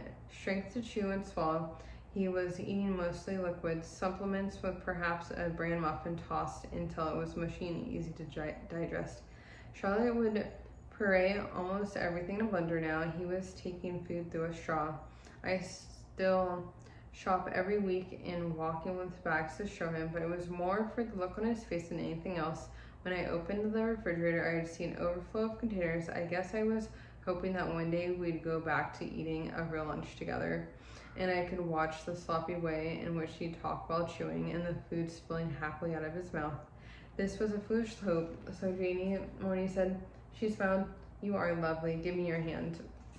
She did. Mitch says you're a professional singer. Yes, she said. He said you're great. She laughed. Oh, she laughed. No, he just says that. Morrie raised his eyebrows. Will you sing something for me? Now, I've heard people ask this of my wife for almost as long as I've known her. When people find out you sing for a living, they always say, sing something for us. Shy about her talent, she's a perfectionist about conditions. Janie never did. She would politely decline, which is what I expected now, which is when she began to sing, the very thought of you, and I forget to do the little ordinary things that everyone ought to do.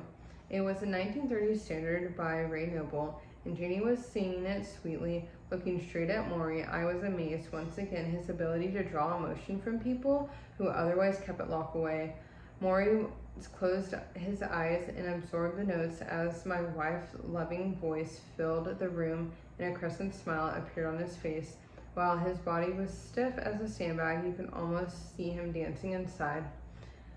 I see your face in every flower, your eyes and stars above. It's just thought of you, the very thought of you, my love.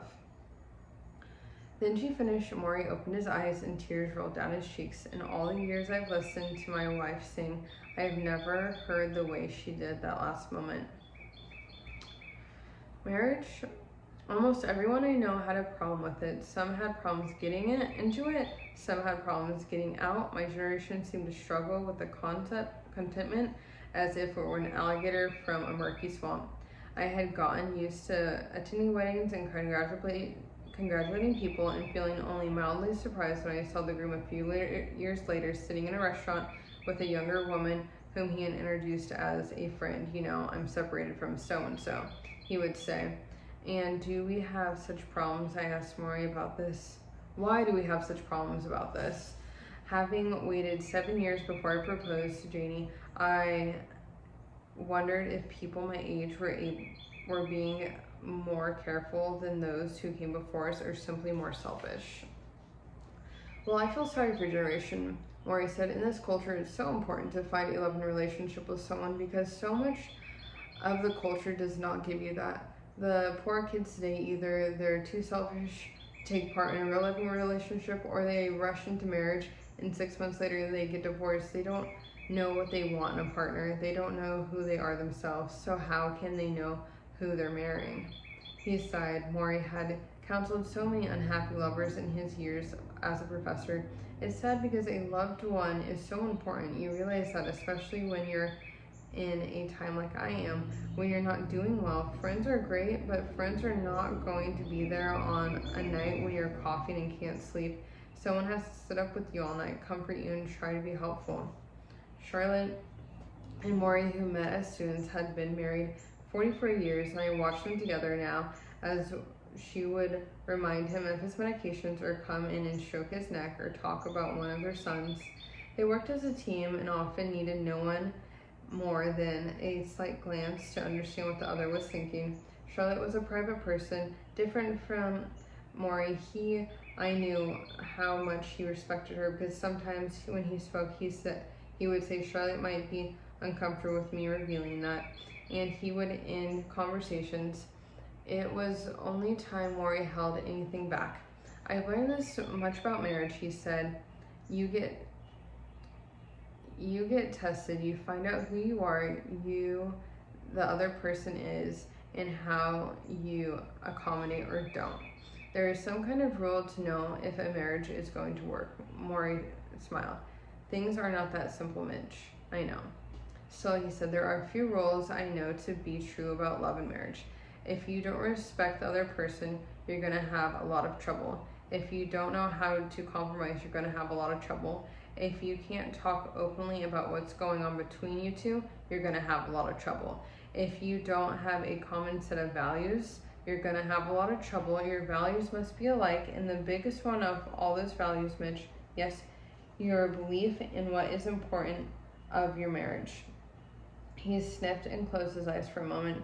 Personally, he sighed, his eyes still closed, I think marriage is a very important thing to do, and you're missing a hell of a lot if you don't try it.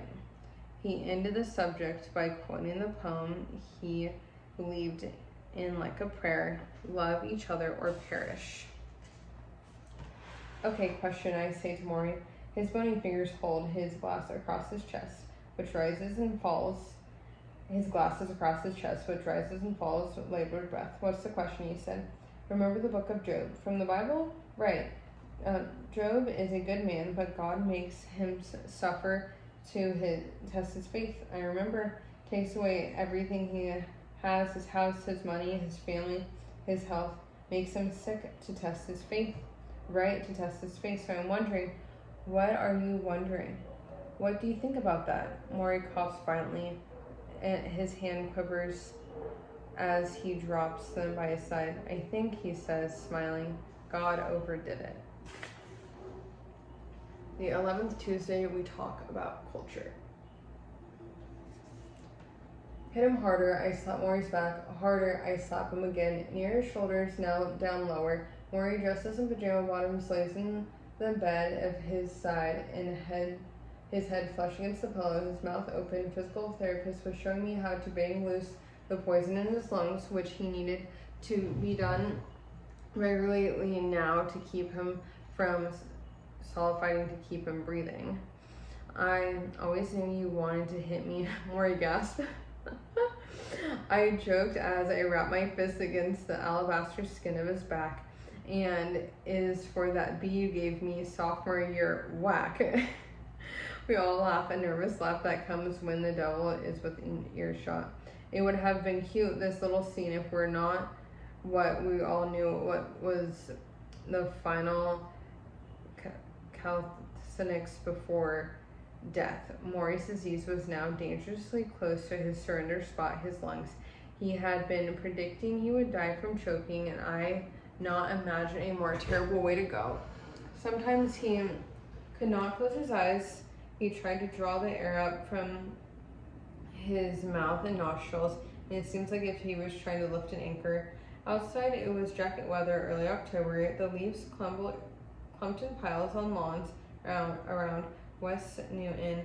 Morrie's physical therapist had come in earlier today. I usually excused myself when the nurses or specialists had business with him, but as the weeks passed and our time ran out, I was increasingly less self-conscious about physical embarrassment. I wanted to be there. I wanted to observe everything, like this was not like me, but then neither were a lot of the things happening these last few months in Morrie's house. I watched the therapist work on Morrie in the bed, patting on the back of his ribs as if he could feel the congestion loosening within him. And then she took a break and asked if I wanted to try. I said yes. Morrie, his face on the pillow, gave a little smile. Not too hard, he said. I'm an old man. I drummed on his back and sides and moved around as instructed. I hated the idea of Morrie laying in bed under any circumstances. When you're in bed, you're dying, rang in my ears. And curled on his side as he was so small, so withered, it was more a boy's body than a man's. I saw the paleness of his skin and the stray white hairs, the way his arms hung and limp and helpless. I thought about how much time we spent trying to shape our bodies, lifting weights, crunches, sit-ups, and in the end, nature takes it away from us anyhow. Beneath my fingers, I felt the loose flesh around Morrie's bones, and I thumped him hard as instructed, and the truth is I was pounding on his back when I wanted to be hitting the walls. Mitch, Morrie gasped, no grumpy in his... Mitch, Morrie grasped, his voice jumpy as a jackhammer as I pounded him. Huh? When did I give you a B? Morrie believed in the inheritance of good people, but he also saw that what they could become. People are only mean when they're threatened, he said later that day. That's what our culture does. That's what our economy does. When people who have jobs in the economy are threatened because they're worried about losing them. And when you get threatened, you start looking out only for yourself. You start making money a god. It's all part of the culture, he exhaled. Which is why I don't buy into it. I nod at him, squeeze his hand. He held my hand regularly now. This was another thing that changed for me. Things that would have made me embarrassed or squeamish were now routinely handled. The catheter bag connection to the tube inside him filled with greenish waste fluid that laid by my foot near the leg of his chair. A few months earlier, it might have disgusted me. It was inconsequential now. So the smell of the room after Morrie had used the commode, he did not have the luxury of moving from place to place, of closing a bathroom door behind him, spraying some air freshener when he left. There was his bed, there was his chair, and that was his life. In my life, if my life were squeezed into such a thimble, I doubt I can make it smell any better. Here's what I mean by building your own little subculture, Morrie said. I don't mean you disregard every rule of your community. I don't go around naked, for example. I don't run through red lights. The little things I can obey. The big things, how we think, what we value, those you must choose yourself. You can't let anyone or society determine those for you. Take my condition. The things I'm supposed to be embarrassed about now, not be able to walk, not be able to wipe my own ass, waking up mornings wanting to cry. There's nothing innately embarrassing or shaming about them. It's the same for women not being thin enough or men not being rich enough. It's just what our culture would have you believe. Don't believe it. I asked Morrie why he hasn't moved somewhere else when he was younger. Where? I don't know. South America, New Guinea, someplace not as selfish as America. Every society has its own problems, Morrie said, lifting his eyebrows the closest he could come with a shrug. The way to do it, I think, isn't to run away. You have to work at creating your own culture. Look, no matter where you live, the biggest defect we are human beings have in our short-sightedness, we don't see what we could be. We should be looking at our potential, stretching ourselves into everything we can become. But if you're surrounded by people who say, I want mine now, you end up with a few people with everything and a military to keep poor ones from rising up and stealing it. Morrie looked over my shoulder to the far window, like sometimes you would hear a passing truck or a whip of the wind. He gazed for a moment at his neighbor's house and then continued, the problem, Mitch, is that we don't believe we are as much alike as we are. Whites, blacks, Catholics, Protestants, men, women. If we saw each other as more alike, we might be very eager to join in one big human family in this world and to care about that family the way we care about our own. But believe me, when you are dying, you see this is true. We all have the same beginning, birth. We all have the same end, death. So how different can we be? Invest in the human family, invest in people, build a little community of those you love and who love you. He squeezed my hand gently. I squeezed back harder. And like that, a carnival contest where the banger a hammer and a watch disc rise up the pole. I could almost see my body heat rise as Morrie's chest rises and neck into the cheeks and eyes, and he smiled. In the beginning of life, when we are infants, we need each other to survive, right? In the end of life, when you get like me, you need others to survive, right? His voice dropped to a whisper, but hear the secret. In between, we need others as well. Later that afternoon, Connie and I went to the bedroom to watch the O.J. Simpson verdict. It was a tense scene as the principals all turned to face the jury. Simpson in blue suit, surrounded by a small army of lawyers and the prosecutors who wanted him behind bars just a few feet away. When the foreman read the verdict, not guilty, Connie shrieked, "Oh my God!" We watched as Simpson hugged his lawyer, and we listened as the commentators tried to explain what it all meant. And we saw the crowd of blacks celebrating in the streets outside of the courthouse, and the crowds of the whites sitting stunned inside the restaurants.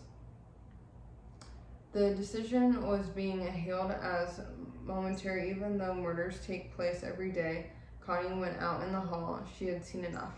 I heard the door to Morrie's study close. I stare at the TV set. Everyone in the world is watching this thing, I told myself. Then from the other room, I heard ruffling of Morrie being lifted from his chair, and I smiled as the trial of the century reaches its dramatic conclusion. My old professor was sitting on the toilet. In the 1979, a baseball game in the Brandeis gym, the team is doing well, and the student section begins a chant. We're number one, we're number one. Morrie is sitting nearby. He is puzzled by the cheer. At one point in the midst of we're number one, he rises and yells, "What's wrong with being number two?" The students look at him. They stop chanting. He sits down, smiling at his triumph. The audiovisual part 3. The Nightline crew came back for its third and final visit. The whole terror of the thing was different now, less like an interview, more like a sad farewell.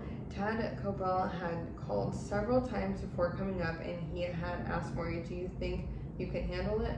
Morrie wasn't sure he could. "I'm tired all the time now, Ted, and I'm choking a lot. If I can't say something, will you say it for me?" Coppell said sure. And the normally stoic anchor added this, if you don't want to do it at all, if you don't want to do it, Morrie, that's okay. I'll come up and say goodbye anyhow. Later, Morrie would grin mischievous and say, I'm getting to him, and he was. Coppell now referred to Morrie as a friend. My old professor had even coaxed compassion out of the television business. For the interview, which took place on a Friday afternoon, Morrie wore the same shirt he had on the day before. He changed shirts only every other day at this point, and this was not the other day, so why break routine? Unlike the previous two interviews, this one was conducted entirely within Morrie's study, where Morrie had become a prisoner of his chair. Coppell, who kissed my old friend professor when he first saw him, now had to squeeze in alongside a bookcase in order to be seen in the camera lens. Before they started, Coppell asked about the disease progression. How bad is it, Morrie? Morrie weakly lifted a hand halfway up his belly. This is as far as he can go. Coppell had his answer. The camera roll in the third and final interview. Coppell asked if Morrie was more afraid now that death was near. Morrie said no. To tell you the truth, he was less afraid, he said as he was letting go of some of the outside world, not having the newspaper read to him as much, not paying as much attention to mail, instead more to music and watching the leaves change color through his window. There were other people suffering from ALS, Morrie knew, some of them famous, such as Stephen Hawking, the brilliant psychologist and author of A Brief History of Time. He lived with a hole in his throat, spoke through a computer synthesizer, typed words of battling eyes, and sensors picked up for movement. This was admirable, but it was not the way Morrie wanted to live. He told Coppell that he knew when it would be time to say goodbye. For me, Ted, living means I can be responsive to the other people. It means I can show my emotions and my feelings, talk to them, feel with them. He exhaled. When that is gone, Morrie is gone. They talked like friends as he had the previous two interviews. Coppell asked about the old ass-wipe test, hoping perhaps for a humorous response, but Morrie was too tired to even grin. He shook his head. When I sit on the commode, I can no longer sit up straight. I'm listening to all the time when they have told me when I'm done, they have to wipe. It's how far it's gotten, he told Coppell. He wanted to die with sincerity. He sharpened his latest and don't let it go too soon, but don't hang on too long. Coppell nodded painfully. Only 6 months had passed between the first Nightline show and this one, but Morrie Schwartz was clearly a collapsed form. He had decayed before a national TV audience, a ministry of a death, but as his body rotted, his character shone even more brightly. Towards the end of the interview, the camera zoomed in on Morrie. Coppell was not even in the picture, only his voice was heard from it outside. The anchor asked if my old professor had anything he wanted to say to the millions of people he had touched. Although he did not mean it in this way, I couldn't help but think of a condemning man being asked for his final words. Be compassionate, Morrie whispered, and take responsibility for each other. If we only learned those lessons, this world would be so much better a place. He took a breath and then added his mantra, love each other or die. The interview ended, but for some reason the cameraman left the filming rolling, and the final scene was caught on tape. You did a good job, Coppell said. Morrie smiled weakly. I gave you what I had, he whispered. You always do. Ted, this disease is knocking at my spirit, but it will not get my spirit. It will get my body. It will not get my spirit. Coppell was in tears. You done good. You think so? Morrie rolled his eyes towards the ceiling. I'm bargaining with him up there now. I'm asking him, do I get to be one of the angels? It was the first time Morrie admitted talking to God. The 12th Tuesday, we talk about forgiveness. Forgive yourself before you die, then forgive others. This was a few days after the Nightline interview. The sky was rainy and dark, and Morrie was beneath a blanket. I sat at the far end of his chair, holding his bare feet. They were calloused and curled, and his toenails were yellow. I had a small jar of lotion, and I squeezed some into my hand and began to massage his ankles. It was another of the things I had watched his helpers do for months now, and now, in an attempt to hold on to what I could of him, I had volunteered to do it myself. The disease had left Morrie without the ability to even wiggle his toes, yet he could still feel pain. The massage helped him relieve it. Also, of course, Morrie liked being held and touched, and at this point, anything I could do to make him happy, I was going to do. Mitch, he said, returning to the subject of the forgiveness. There's no point in keeping vengeance or stubbornness. These things, he said, these things I so regret in my life. Pride, vanity, why do we do the things we do? The importance of forgiving was my question. I had seen those movies where the patriarchy of the family is on his deathbed and he calls for his estranged son so that he can make peace before he goes. I wonder if Morrie had any of that inside him, and a sudden need to say I'm sorry before he died. Morrie nodded. Do you see the sculpture? He tilted his head towards a bust high on the shelf against the far wall of his office. I had never really noticed it before. Cast in bronze, it was the face of a man in his early 40s, wearing a necklace, a tuft of hair falling across his forehead. That's me, Morrie said. A friend of mine sculpted that maybe 30 years ago. His name was Norman. We used to spend so much time together. He went swimming. We took rides to New York. He had me over to his house in Cambridge. He sculpted a bust of me down in his basement. It took several weeks to do, but he really wanted to get it right. I studied the face and how strange to see a three-dimensional Morrie, so healthy, so young, watching over us as we spoke. Even in bronze, he had a whimsical look, and I thought his friend had sculpted a little spirit as well. Well, the sad part of the story, Morrie said, Norman and his wife moved away to Chicago. A little while later, my wife Charlotte had to have a pretty serious operation. Norman and his wife never got in touch with us, and they knew about it.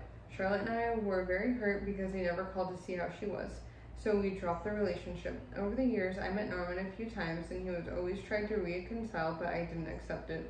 I wasn't satisfied with his explanation. I was prideful. I shrugged him off. His voice choked. Mitch, a few years ago, he died of cancer. I feel so sad. I never got to see him. I never got to forgive him. It pains me now so much. He was crying, a soft, quiet cry, because his head was back. His tears rolled off the side of his face before they reached his lips. Sorry, I said. Don't be, he whispered. Tears are okay. I continued rubbing lotion onto his lifeless toes. He wept for a few minutes, alone with his memories. It's not just other people we need to forgive, Mitch. He finally answered. We also need to forgive ourselves. Ourselves?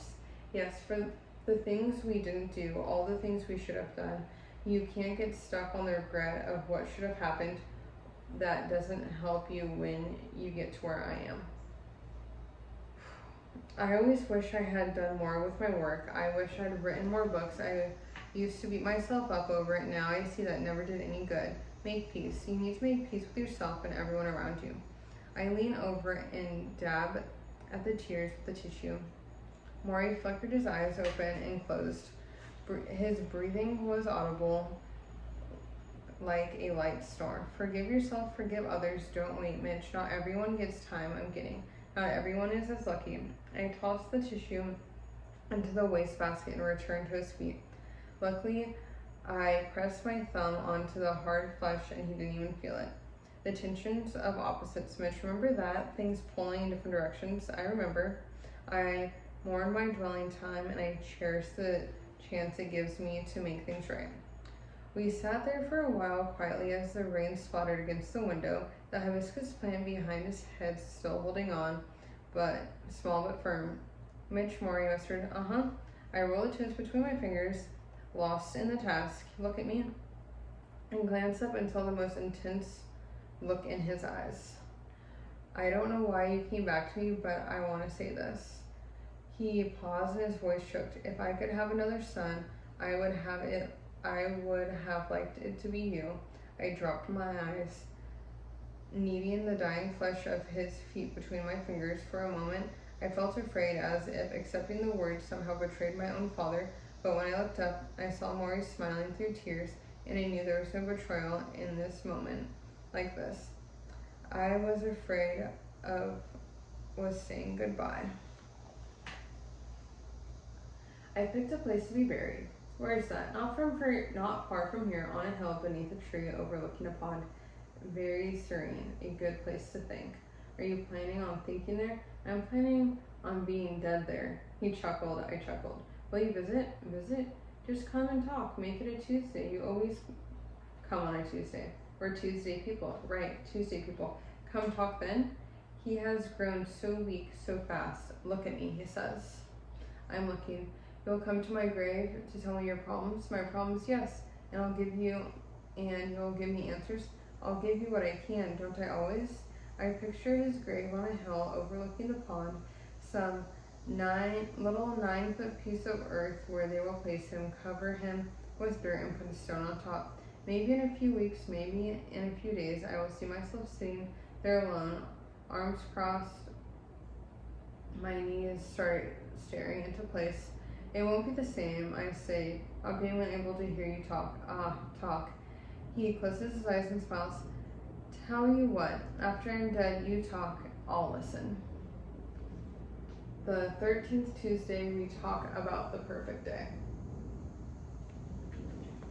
Morrie wanted to be cremated. He had discussed it with Charlotte. They decided it was the best way. The rabbi from the school, Al Axfeld, a long friend whom they chose to conduct a funeral service, had come to visit Morrie, and Morrie told him of his cremation plans. And Al, yes, make sure they don't overcook me. The rabbi was stunned, but Morrie was able to joke about his body now. The closer he got to the end, the more he saw it as a mere shell, a container of the soul. It was withering and useless in the bones anyhow, which made it easier to go. We are so afraid of the sight of death, Morrie told me when I sat down. I adjusted the microphone on his collar, but it kept flopping over. Morrie coughed and was coughing all the time now. I read a book the other day. It said as soon as someone dies in a hospital, they put sheets up over their head and wheel the body to some chute and push it down. They can't wait to get it out of their sight. People act as death is contagious. I fumbled with the microphone. Morrie glanced at my hands. It's not contagious, you know. Death is a natural as life. It's part of the deal we made. He coughed and I moved back and waited, always braced for something more serious. Morrie had been having bad nights lately, frightening nights. He could sleep only a few hours at a time before violently hacking spells woke him. The nurses would come into the bedroom, pound him on the back, try to bring up the poison, even if they got him breathing normally again. Normally meaning with the help of the oxygen machine. The fight left him fatigued the whole next day. The oxygen tube was now up his nose now. I hated the sight of it. To me, it symbolized helplessness. I wanted to pull it out. Last night, Morrie said softly, yes, last night, I had a terrible spell. It went on for hours, and I really wasn't sure I was going to make it. No breath, no end of the choking. At one point, I started to get dizzy and felt a certain peace. I felt like I was ready to go. His eyes widened. Mitch, it was a most incredible feeling, the sensation of accepting what was happening, being at peace. I was thinking about a dream I had last week where I was crossing a bridge into something unknown, being ready to move on to whatever next. But you didn't. Morrie waited a moment. He shook his head slightly. No, I didn't, but I felt like I could. Do you understand? That's what we're all looking for, a certain peace with the idea of dying. If we know in the end that we can ultimately have that peace of dying, then we can finally do the hard thing, which is making peace with living. He asked to see the hibiscus plant on the edge behind him. I cupped it in my hand and held it near his eyes, and he smiled. It's natural to die, he said. The fact that we make such a big hubbub over it because we don't see ourselves as part of nature. We think because we're human, we're something above nature. He smiled at the plant. We're not. Everything that gets born dies. He looks at me. Do you accept that? Yes, all right, he whispered. Now here's the payoff. Here is how we are different from these wonderful plants and animals. As long as we can love each other and remember the feeling of love we had, we can die without ever really going away. All the love you create is still there, and all the memories are still there. You live on in the hearts of everyone you have touched and nurtured while you're here. His voice was rappy, which usually meant he needed to stop for a while. I placed the plant back on the ledge and went to shut off the tape recorder. This is the last sentence Morrie got out before I did. Death ends a life, not a relationship. Whew. There had been a development in the treatment of ALS. I don't know why I do that every time. An experimental drug that was gaining passage. It was not a cure, but it was a slow delay for perhaps a few months. Morrie had heard about it, but he was too far gone. Besides, medicine wouldn't be available for several months. Not for me, Morrie said, dismissing it. In all the time he was sick, Morrie never held out hope he would be cured. He was realistic to a fault. One time I asked if he were to wave a magic wand and make him all better, would he become, in time, the man he had been before? He shook his head. No way I can go back. I am a different self now. I'm different in my attitudes. I'm different in my physical. I'm different appreciating my body, which I didn't fully before. I'm different in terms of trying to grapple with the big questions, ultimate questions, the ones that won't go away. That the thing you see once you get your fingers on the important questions, you can't turn away from them. Which are important questions? I see. They have to do with love, responsibility, spirituality, awareness, and if I were healthy today, those would still be my issues. They should have been all along. I tried to imagine Morrie healthy. I tried to imagine him pulling the covers from his body, stepping from the chair, and the two of us going for a walk around the neighborhood. The way you used to walk around campus. I suddenly realized it had been 16 years since I'd seen him stand up. 16 years. What if you had one day perfectly healthy? I asked. What would you do? 24 hours? 24 hours. Let's see. I get up in the morning, do my exercises, have a lovely breakfast of street rolls and tea, go for a swim, then have my friends over for a nice lunch. I'd have them come one or two at a time so we could talk about their families, their issues, and talk about how much we mean to each other. Then I'd like to go for a walk in a garden with some trees, watch their colors, and watch the birds take in the nature that I haven't seen in so long now. In the evening, we'd go together to a restaurant with some great pasta, maybe duck. I love duck. And when we danced the rest of the night, I danced with all the wonderful dance partners out there until I was exhausted. Then I'd come home, have a deep, wonderful sleep. That's it. It was so simple, so average. I was actually a little disappointed. I figured he'd fly to Italy or have lunch with the president or romp on the seashores or try every exotic thing he could think of. After all these months lying there, unable to move a leg or a foot, how can you find perfectionism in such an average day? Then I realized that was the whole point. Before I left that day, Morrie asked if he can bring up a topic. Your brother, he said. I felt a shiver. I do not know how Morrie knew this was on my mind. I had been trying to call my brother in Spain for weeks and had learned from a friend of his that he was flying back and forth to a hospital in Amsterdam. Mitch, I know it hurts when you can't be with someone you love, but you need to be at peace with his desires. Maybe he doesn't want you to interrupt your life. Maybe he can't deal with that burden. I tell everyone I know to carry on with the life they know. Don't ruin it because I'm dying. But he's my brother, I said. I know, Morrie said. That's why it hurts. I saw Peter in my mind when he was 8 years old. His curled up blonde hair puffed into a sweaty ball atop his head. I saw us wrestling in the yard next to the house, the grass stains soaking through our knees of our jeans. I saw him singing songs in front of the mirror, holding a brush as a microphone, and I saw us squeezing into the attic where we'd hid together as children, testing our parents' will to find us for dinner. And then I saw him as an adult who had drifted away, thin, frail, his face bony from the chemotherapy and treatments. Morrie, I said, why doesn't he want to see me? My old professor sighs. There's no formula to relationships.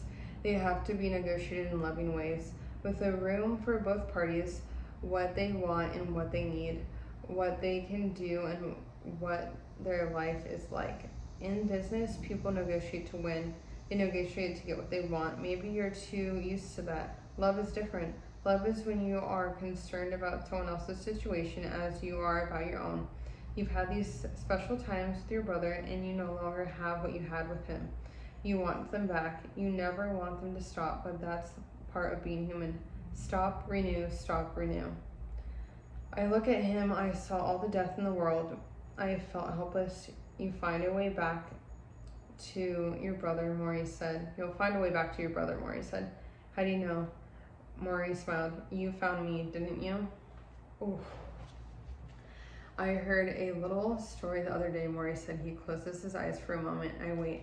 Okay, the story is about a little wave bobbed along in the ocean having a grand old time. He's enjoying the wind and the fresh air until he notices the other waves in front of him, crashing against the shore. Oh God, this is terrible. The wave says, look what's gonna happen to me. And then comes another wave and it sees the first wave looking grim and it says to him, why do you look so sad? The first wave says, you don't understand, we're all going to crash.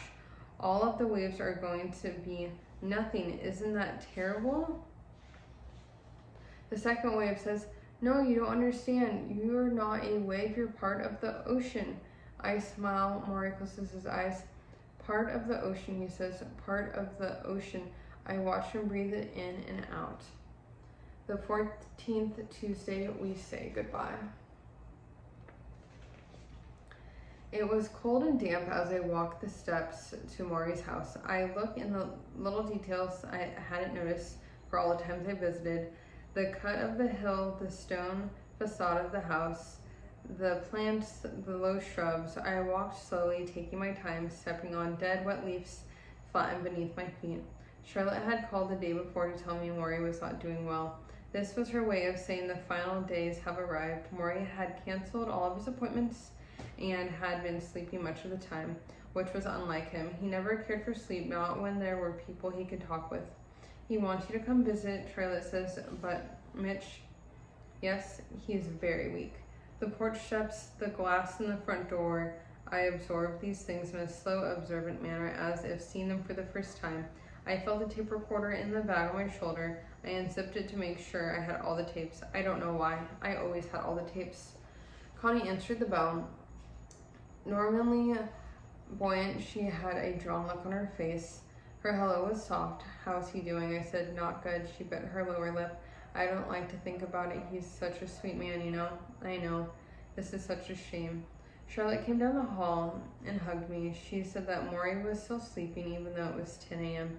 We went into the kitchen. I helped her straighten up and noticed all the bottles of pills lined up on the table, a small army of brown plastic soldiers in white caps. My old professor was taking morphine now to ease his breathing. I put the food I had brought with me to the refrigerator, soup, vegetables, tuna salad. I apologized to Charlotte for bringing it. Morrie hasn't chewed food like this in months. We both knew that, but it had become a small tradition. Sometimes when you're losing someone, you hang on to whatever tradition you can.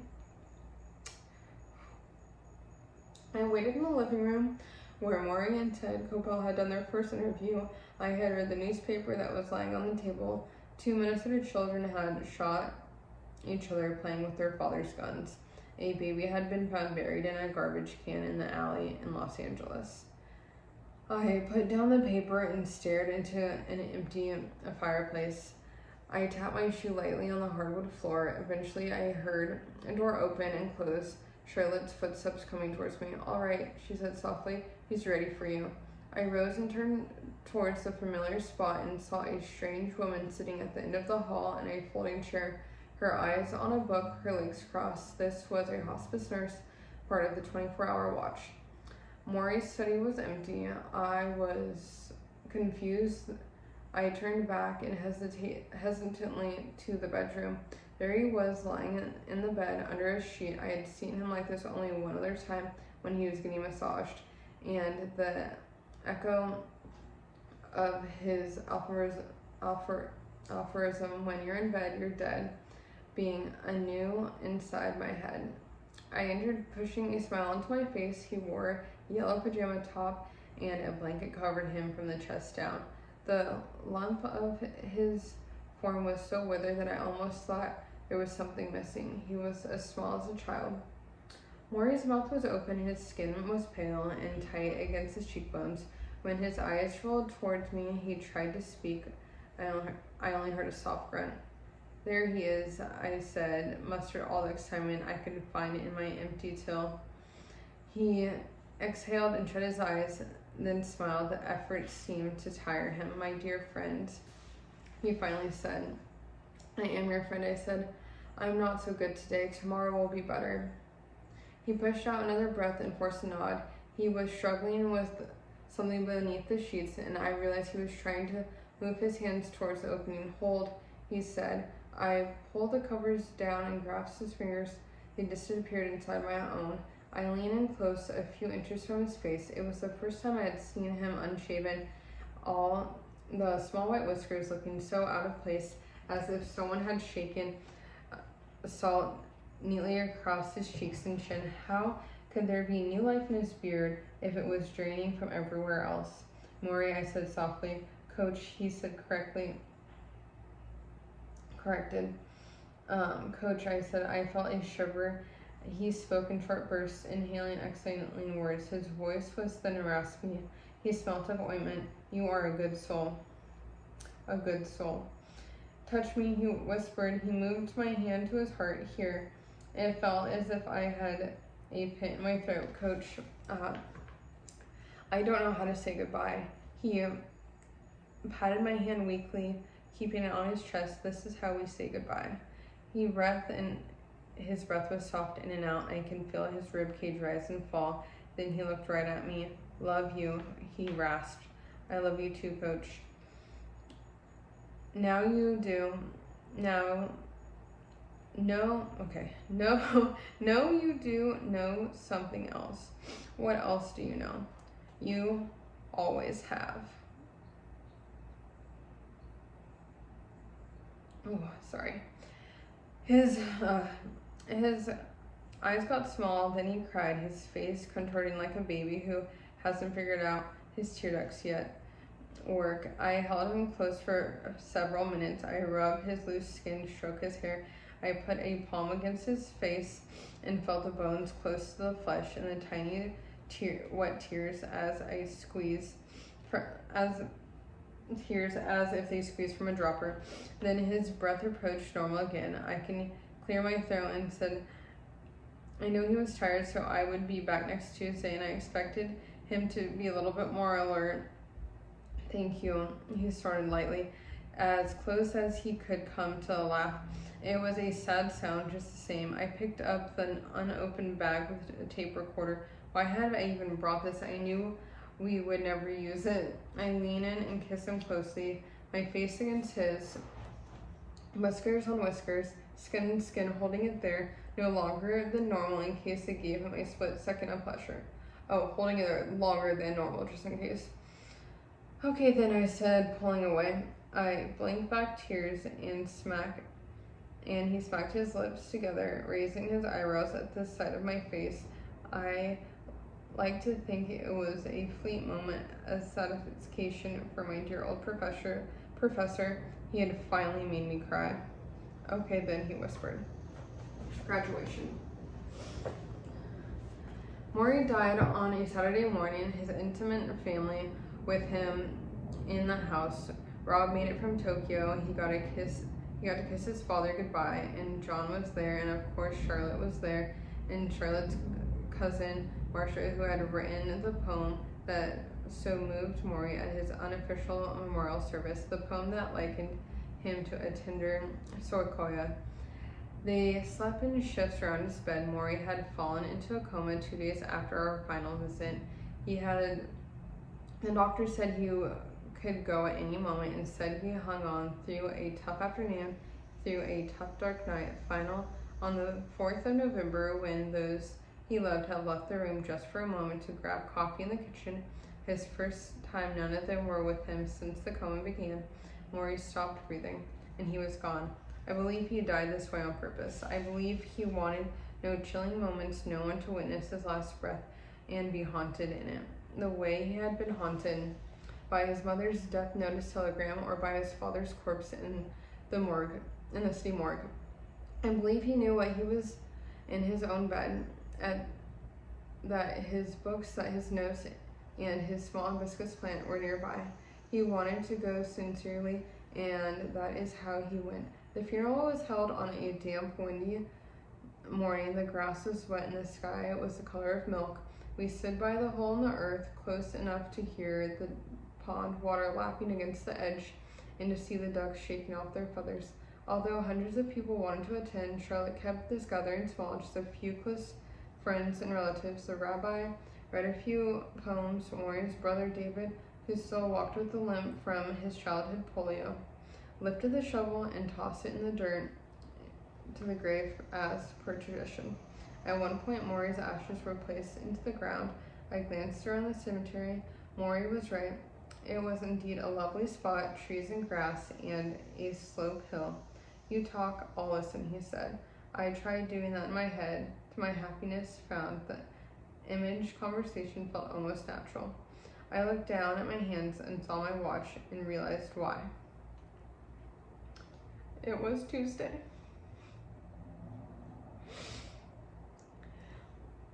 My father moved through they of we, singing each new leaf out of each tree, and every child was sure that spring dance when they heard my father sing. E. Cummins. Conclusion. I look back sometimes the person I was before I rediscovered my old professor. I want to talk to that person. I want to tell him what to look out for, what's missing, avoid. I want to tell him to be more open, to ignore the lure of advertised values, to pay attention when your loved ones are speaking as if it were the last time you might be near them. Mostly I want to tell that person to get on an airplane and visit a gentle old man in West Newton, Massachusetts sooner rather than later. Before that man gets sick and loses his ability to dance. I know I cannot do this. None of us can undo what we've done or relive a life already recorded. But if Professor Morris Schwartz taught me anything at all, it's this: there is no such thing as too late in life. He was changing until the day he said goodbye. Not long after Morrie's death, I reached my brother in Spain. We had a long talk. I told him I respect his distance and all I wanted was to be in touch, in the present and not in the past. Told him my life as much as he would let me. You're my only brother, I said. I don't want to lose you. I love you. I have never had such a thing to him before. A few days later, I received a message on my fax machine. It was typed in sprawling, poorly punctuated, all-cap letters, fashion that characterized my brother's words. Hi, I've joined the 90s. It's begun. He wrote a few little stories and what he's been doing that week. A couple jokes at the end. He signed off. I have heartburn and diarrhea at the moment. Life's a bitch. Chat later. Sore tush. I laughed until there were tears in my eyes. This book was largely Morrie's idea. He called it our final thesis. Like the best of our projects, it brought us closer together. Morrie was delighted when several publishers expressed interest, even though He died before meeting any of them. The advanced money helped pay Morrie's enormous medical bills, and for that we were both grateful. The title, by the way, we came up with one day in Morrie's office. He liked naming things. He had several ideas, but when I said, "How about Tuesdays with Morrie?" he smiled in an almost blushing way, and I knew it was it. After Morrie died, I went through boxes of old college material, and I discovered a final paper I had written for one of his classes. It was 23 years old now. On the front page were pencil comments scribbled to Morrie, and beneath were his comments scribbled back. Mine, dear coach. His began, dear player. For some reason, each time I read this, I miss him more. Have you ever had a teacher or ever had a teacher, one who saw you as raw and precious thing, a jewel that with wisdom could be polished to proud shine? If you're lucky enough to find your way to such teachers, you will always find your way back. Sometimes it's only in your head, sometimes it's right alongside their backs. The last class of my old professor's life took place once a week in his home by a window in his study, where he could watch a small hibiscus plant shed its pink flowers. The class met on Tuesdays. No books were required. The subject was the meaning of life, and it taught from experience. The teaching goes on. Oh, that's the second time reading it, and I feel like it hits me different every single time. So good.